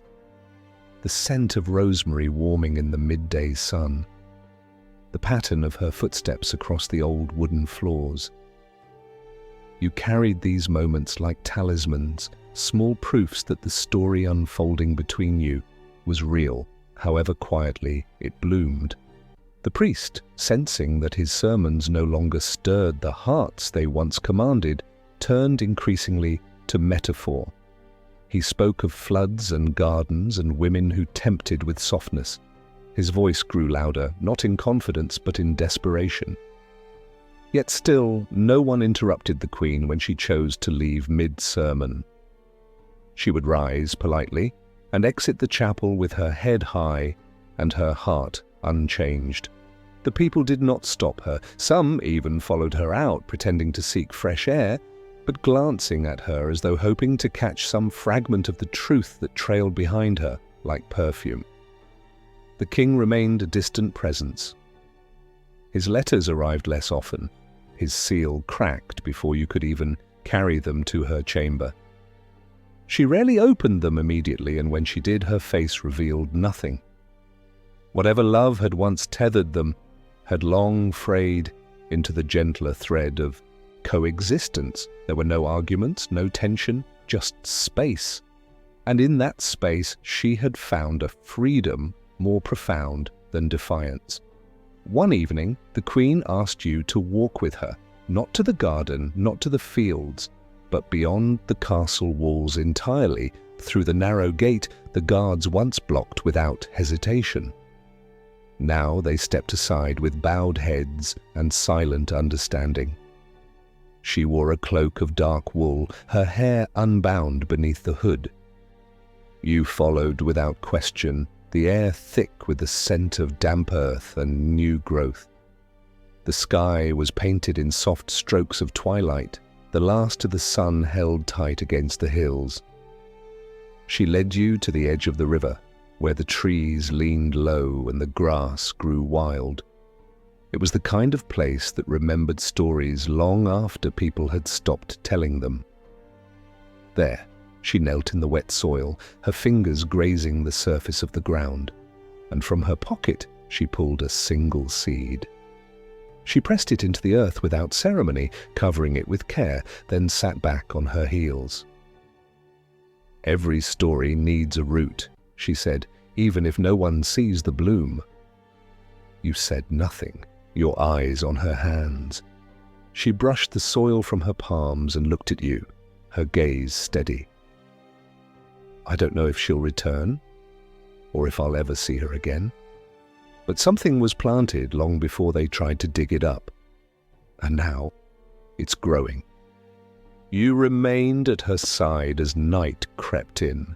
The stars blinked one by one into being, and the river sang low, its voice older than kingdoms. She leaned back on the grass, arms folded behind her head, and for the first time since you'd known her, she laughed without restraint. Not a memory laugh, not a polite, courtly thing, a full, joyous sound that belonged to no one but herself. The laughter lingered in your ears long after you'd returned from the river. It was a sound so unlike anything you had ever heard from her, not just because of its fullness, but because it held no weight behind it. It wasn't shielding grief or cloaked in irony. It was bare. It was real. The sort of laugh that emerges only after great silence, and only in the presence of someone who knows how long that silence lasted. You said little during the walk back. Neither of you needed words then. The path was lit faintly by moonlight, and the breeze had that late spring softness to it, brushing gently through the trees without urgency. She walked beside you, not ahead, her cloak rustling lightly as she stepped over roots and stone. Once within the castle walls, the change became noticeable again, not in loud shifts or public gestures, but in how she moved. She no longer sat in her usual spot during court audiences. Instead, she remained in her private chambers and sent word that she would receive visitors only when necessary. The king, still absent in both mind and body, sent no objection. The priest, ever vigilant in his unease, remarked during Mass that withdrawal was the first sign of decay. His words floated through the chapel like smoke, thin and without anchor. No one responded. The court had grown used to her distance, though few truly understood the reason for it. They whispered, as they always did, but with less venom now. The mystery around her had thickened into a sort of myth, and, in the absence of scandal or confirmation, they dressed it in whatever fabric suited their fears or desires. But you knew better. You knew what had taken root, not just in the garden behind the chapel wall, or in the pages hidden beneath the southern hearth, but inside her. The peace that had once felt impossible now seemed to ripple from her fingers when she moved. Even her silences had changed. They were no longer heavy with things unsaid. They were restful now, like pauses in music rather than gaps in speech. It was during this quiet shift that something unexpected arrived, a small, nondescript parcel delivered by hand, wrapped in oilskin and tied with faded cord. The rider who brought it did not wear royal colors. His cloak was patched at the shoulders, and his boots had seen miles of road. He asked for no audience. simply placed the parcel in your hand and vanished into the early morning mist. You brought it to her immediately, not out of urgency, but instinct. She opened it slowly, with the same deliberate care she reserved for letters from the past. Inside, nestled in folds of cloth, was a single item, a stone. Flat, smooth, and etched with a symbol you did not recognize. She held it in her palm for a long moment, her thumb brushing over the lines carved into its surface. Then she looked at you, her expression unreadable. "She carried this once," she said softly. "It was hers. I thought it lost when they took her north." You waited as her gaze lingered on it, then moved to the window, where the sunlight filtered in just enough to warm her skin. She stood there in silence, the stone in her palm, as though it were humming with something only she could feel. Then, with the faintest sigh, she placed it on the table beside the violet bloom that had never withered. "I don't know what it means yet," she said, "but it means something. She is reaching out again." The next day, the Queen summoned the steward to make a quiet change in the ledger. A small property on the edge of the western woods, long abandoned and overlooked, was to be restored. No public decree. No herald. Just a quiet signature in her looping hand. When you passed her later that evening, she was folding linens herself, not out of necessity, but as if she needed to do something with her hands. When she caught your eye, she smiled, not with mischief, but with something deeper. "There are places where stories wait," she said, "and sometimes all they need is to be remembered out loud." You left her to her folding, and outside the chamber, the world continued as if nothing had changed, but something had. Again. A door had opened, not wide, but enough, and through it the past was slowly, gently stepping back in. It rained again the morning the work began at the western property. Not the kind of storm that tears at roots and floods footpaths, but a steady, soaking rain that settled into the soil and made the green grow richer by the hour. You watched from the narrow window near the kitchens as the cart rolled out, loaded with modest supplies, planks of wood, bundles of fresh straw, rolls of wool cloth, and a few crates sealed tight with waxed cord. No fanfare, no proclamation. Just a quiet movement outward, led by two stable hands and an older man who'd served the crown long enough to ask no questions. You'd pack the bundles yourself under the Queen's instructions, each item selected not for appearance but for comfort. A kettle, a writing box, a simple carved stool that had once belonged to her mother. Things that held meaning, not for how they looked, but for what they made possible. The Queen stood beside you briefly as the cart disappeared into the mist. She didn't speak, only watched the road with her arms folded lightly across her chest, the hem of her shawl soaked at the edges. When she turned to go, she touched your elbow softly and left without another word. That had become her way lately. Not absent, not distant, but folded in on herself in a manner that was deliberate. It was a quiet power, one not meant to impress but to endure. In the weeks that followed, you felt the pull between the castle and that small western holding grow stronger, though no one else seemed to notice. The Queen resumed her writings, often deep into the night, her quill scratching steadily as candles burned low and wax pooled in forgotten shapes. You delivered meals and tea, changed the linens, tended the fire. But more often now she asked you to sit, not for company, for presence, as though your being there anchored something inside her, kept the weight of returning memory from drifting into melancholy. Sometimes she spoke of the property, though she never called it by its name. She referred to it only as the place where the light falls long, a phrase she'd once used when describing the way the sun looked on the widow's hair when they rode together at dusk. You understood. It wasn't about land or shelter. It was about restoration, not of a building, but of a space in the world where their story could stretch out, untangled from the hallways and expectations that had once tried to smother it. Letters began arriving too. Not many, and never from obvious hands, but small scraps folded into the base of baskets, tied into ribbons meant for the seamstress, even once tucked into the spine of a book borrowed from the scriptorium. Each bore only fragments, half-sentences and signs, but they were enough to confirm that someone else was moving beyond the court's reach, someone who still remembered the way rosemary smells in summer, or the rhythm of hooves along the western road. Queen read them in silence, folded them neatly, and pressed them into the pouch she kept with her always.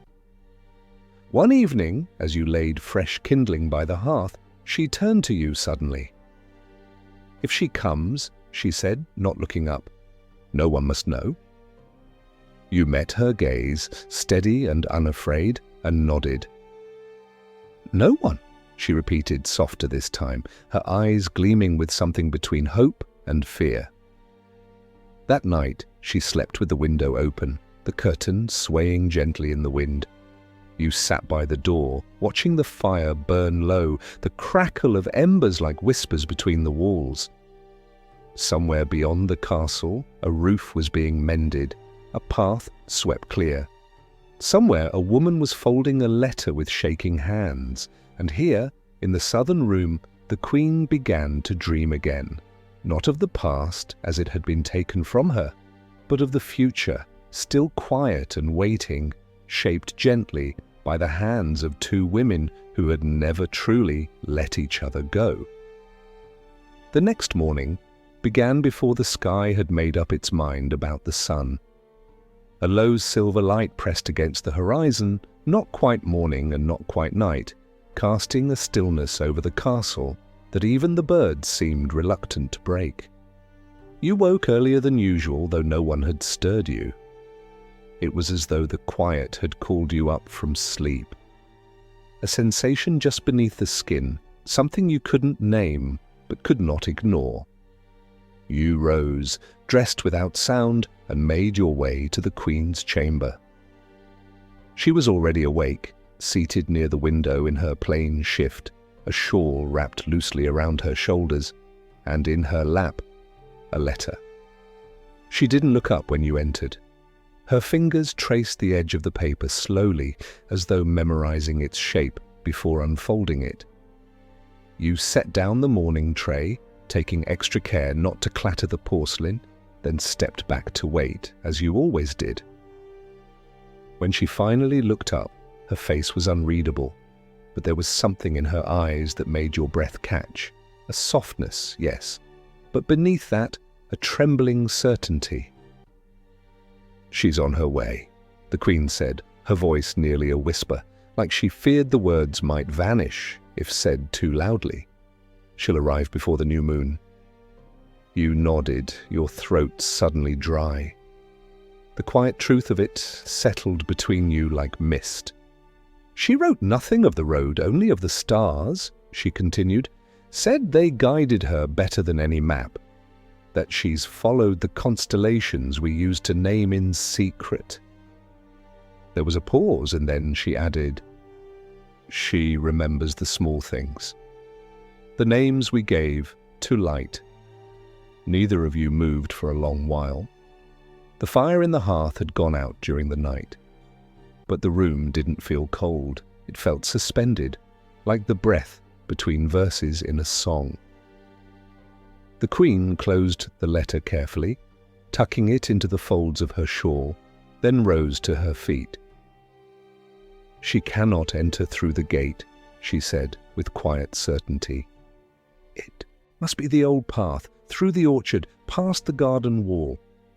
You understood instantly. The gate was too visible, too ceremonial, but the orchard, long neglected by the court and rarely patrolled, was a memory in itself, a place of beginnings, the place of their first stolen hour, their first soft words shared beneath the boughs when spring was young and bold. Preparations were made quietly over the following days, nothing extravagant, no servants summoned, no rooms repainted, or sheets pressed with royal crest. The restoration at the Western House had finished just in time. You arranged the final pieces yourself, a folded wool blanket on the bench near the hearth, a clean basin beside the window, and a sprig of lavender tucked into the corner of the writing desk.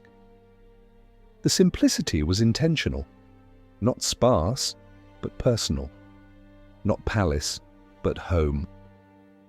Back at the castle, the Queen became quieter, though not withdrawn.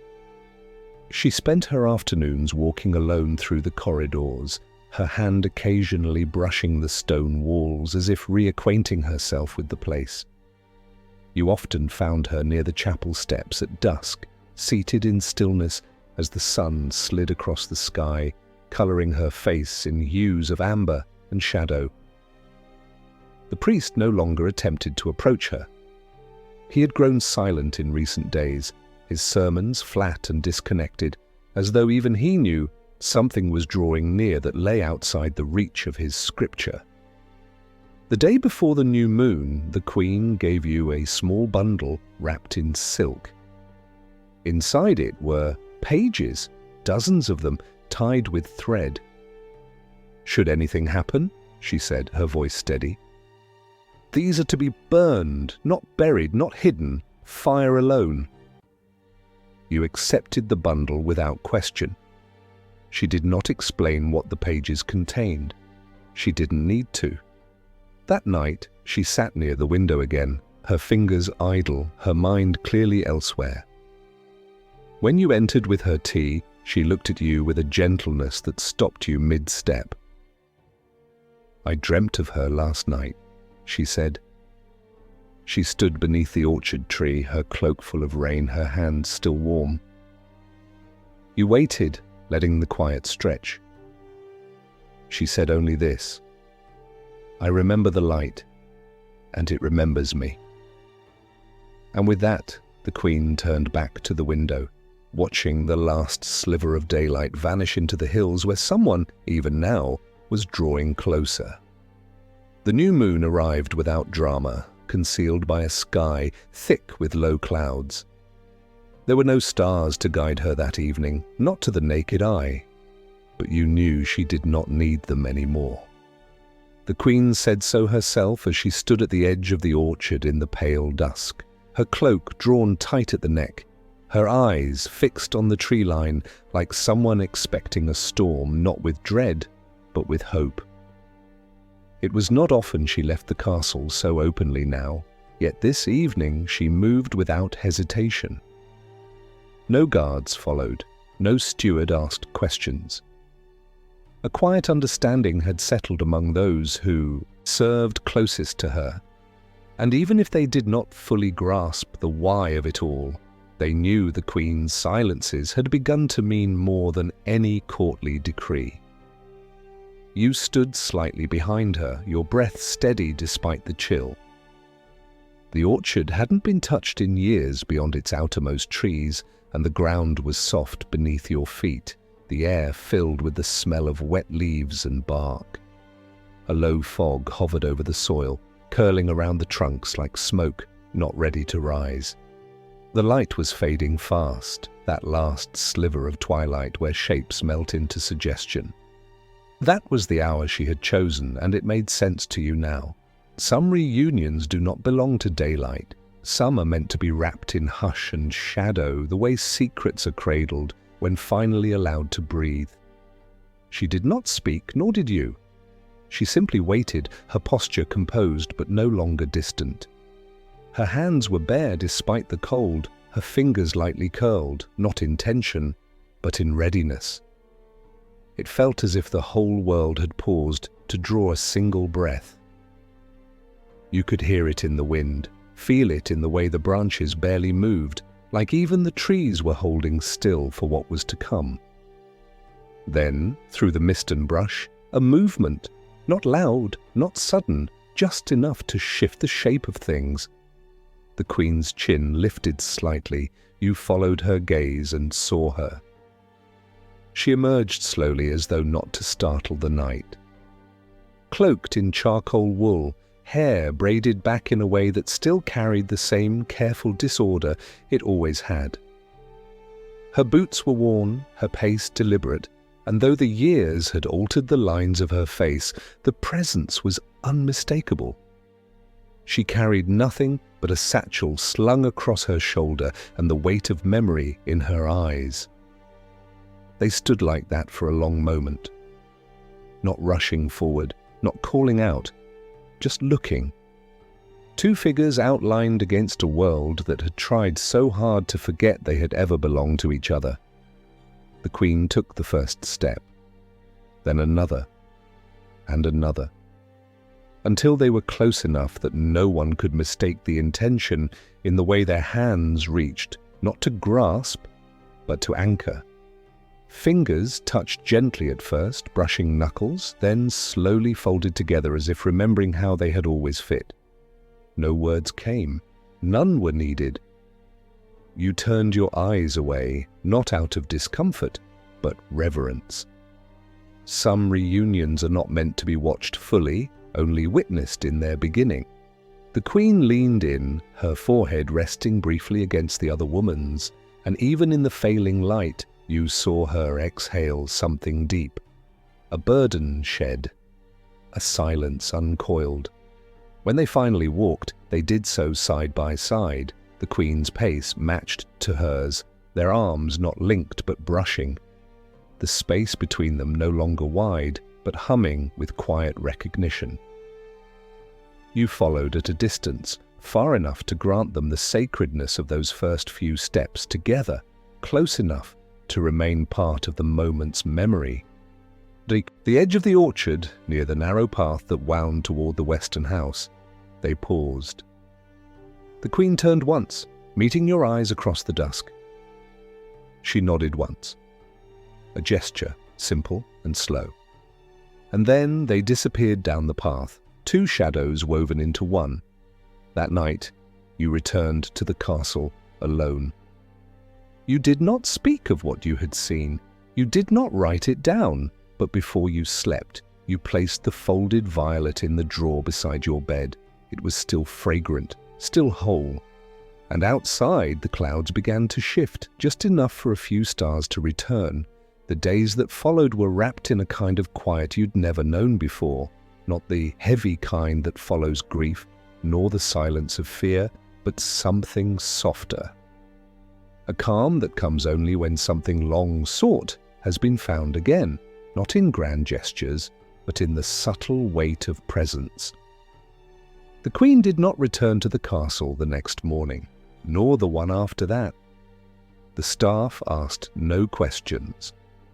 The king was away still, wrapped in his own tangle of wars and treaties, unaware that something far more significant had occurred within the bounds of his own domain. Only the steward inquired delicately if meals should still be prepared for the southern chamber. You shook your head once, and he never asked again. Each morning, you walked a little of the path toward the western house. Not all the way. That would have been intrusion, but far enough to catch glimpses between the trees.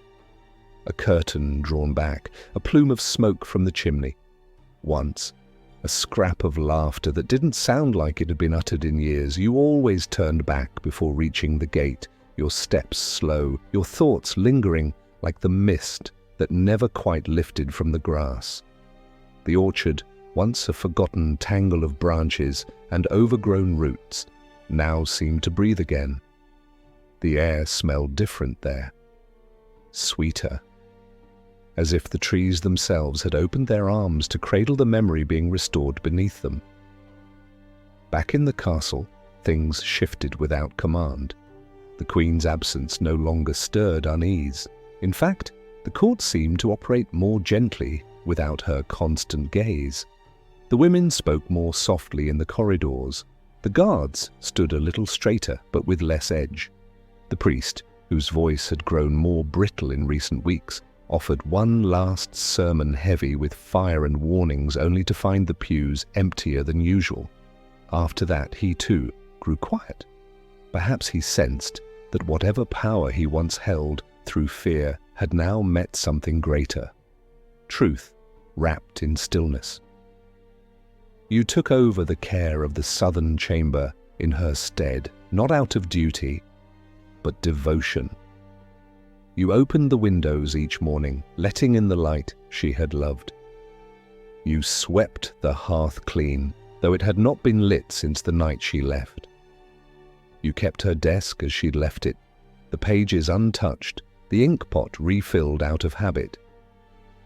And every now and then, when no one watched, you would sit in her chair, your fingers tracing the worn armrests, imagining what it might feel like to hold so much and let it go so gently.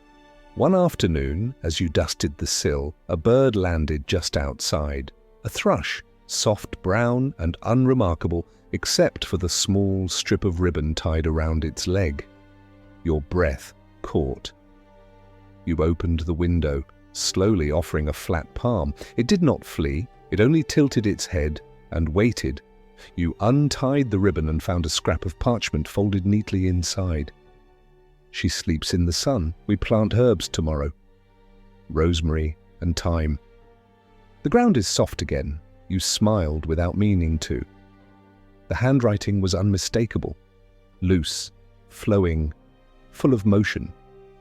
You pressed the note against your chest for a moment before tucking it safely inside the drawer with the others.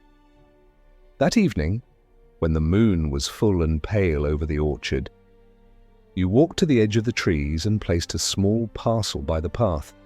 Inside, a fresh quill, a pot of elderberry ink, and a scarf embroidered with tiny stars. When you returned, you lit a single candle in the southern window. Just one, a signal, not of need, but of knowing. She had found her again, fully this time. Not just in letters or memory, but in the soil, in the sun, in shared breath and unspoken words. And the queen, once thought bound by duty and crown, was no longer merely queen. She was herself, entirely, at last. The next morning came with a stillness that didn't feel empty. The rain had passed in the night, leaving the air sweet and clean, as if the world had been washed while everyone slept. You moved through the castle with unhurried steps, noticing how the dust in the corridors had begun to settle less often, how the windows seemed to let in more warmth than they once did. It was subtle, but it was real. Something had shifted beyond the reach of banners and laws, and no decree had caused it. Only time, and the return of something long buried. The letter that arrived that day was sealed with no crest. You found it nestled in the folds of the curtain beside the southern window, left gently, as if placed there by a wind that knew your habits. You opened it by the hearth, the wax lifting with barely a crack. Inside, her writing again. Softer this time, less hurried, the shape of someone who was writing for the joy of it, not from need. We painted the shutters blue this morning. She said it reminded her of the sea we never saw. I told her it matched the light in her eyes when she laughs without trying. She didn't reply, just touched my hand. That was enough. The rosemary is already taking root. You read the words twice before placing the letter beside the others. Then you turned to the open window and breathed in the smell of the morning. Somewhere not far, they were laughing, planting, living, and it was enough. The queen did not return, but neither did she vanish. Every now and then something would appear near the orchard path, a wrapped bundle of herbs, a loaf of bread still warm, to the touch, a folded page with a sketch of the western hills. You answered each in your way, a stitched kerchief, a handful of early figs, a pressed flower from the queen's old garden. You never signed your name. You didn't need to. The rhythm between you had never been about words, only understanding. And in the castle, the people began to understand too, even if they did not speak of it. They saw the change and stopped questioning its shape. The steward smiled more often. The priest grew quiet, then eventually left for another parish. The southern chamber remained untouched, but never forgotten. The violet never wilted, and you, once only the silent watcher, had become something more, the keeper of what was true. The quiet thread between two lives no longer lost to history. The late spring turned slowly towards summer, and with it came longer days and the sound of bees in the lavender. The castle no longer felt like a place of waiting. It breathed with a new rhythm, steady and unspoken, like a garden that has chosen to bloom without audience. You no longer found yourself straining for news, nor counting the days between letters. Instead, you simply knew. Knew she was well, knew the Queen's hands were now busy with soil and thread, and the brushing of hair behind ears, that the sound of laughter and the warmth of touch had replaced the weight of caution and the silence of memory.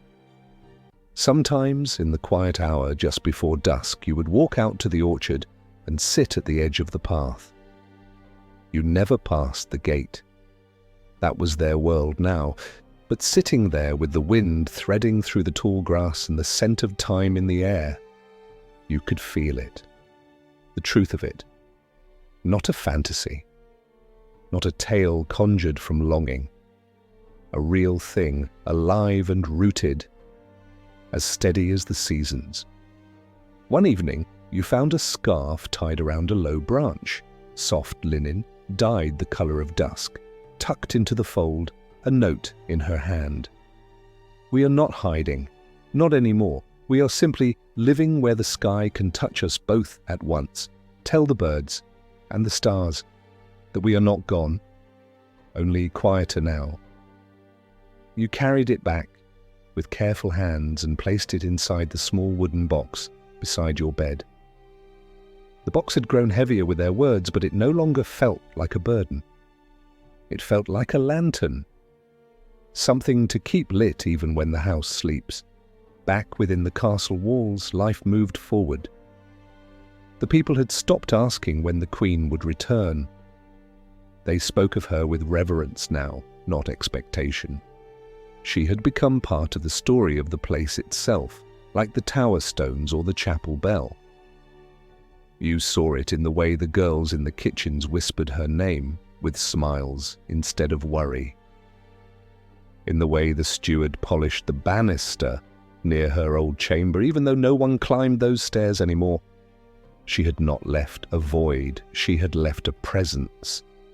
And every time you opened the window to let in the breeze, you knew that somewhere, not far at all, the Queen was watching the same sky, holding the same warmth in her hand, no longer waiting, no longer hiding, just breathing with her love beside her beneath the canopy of a life they had built from the pieces no one thought could ever fit.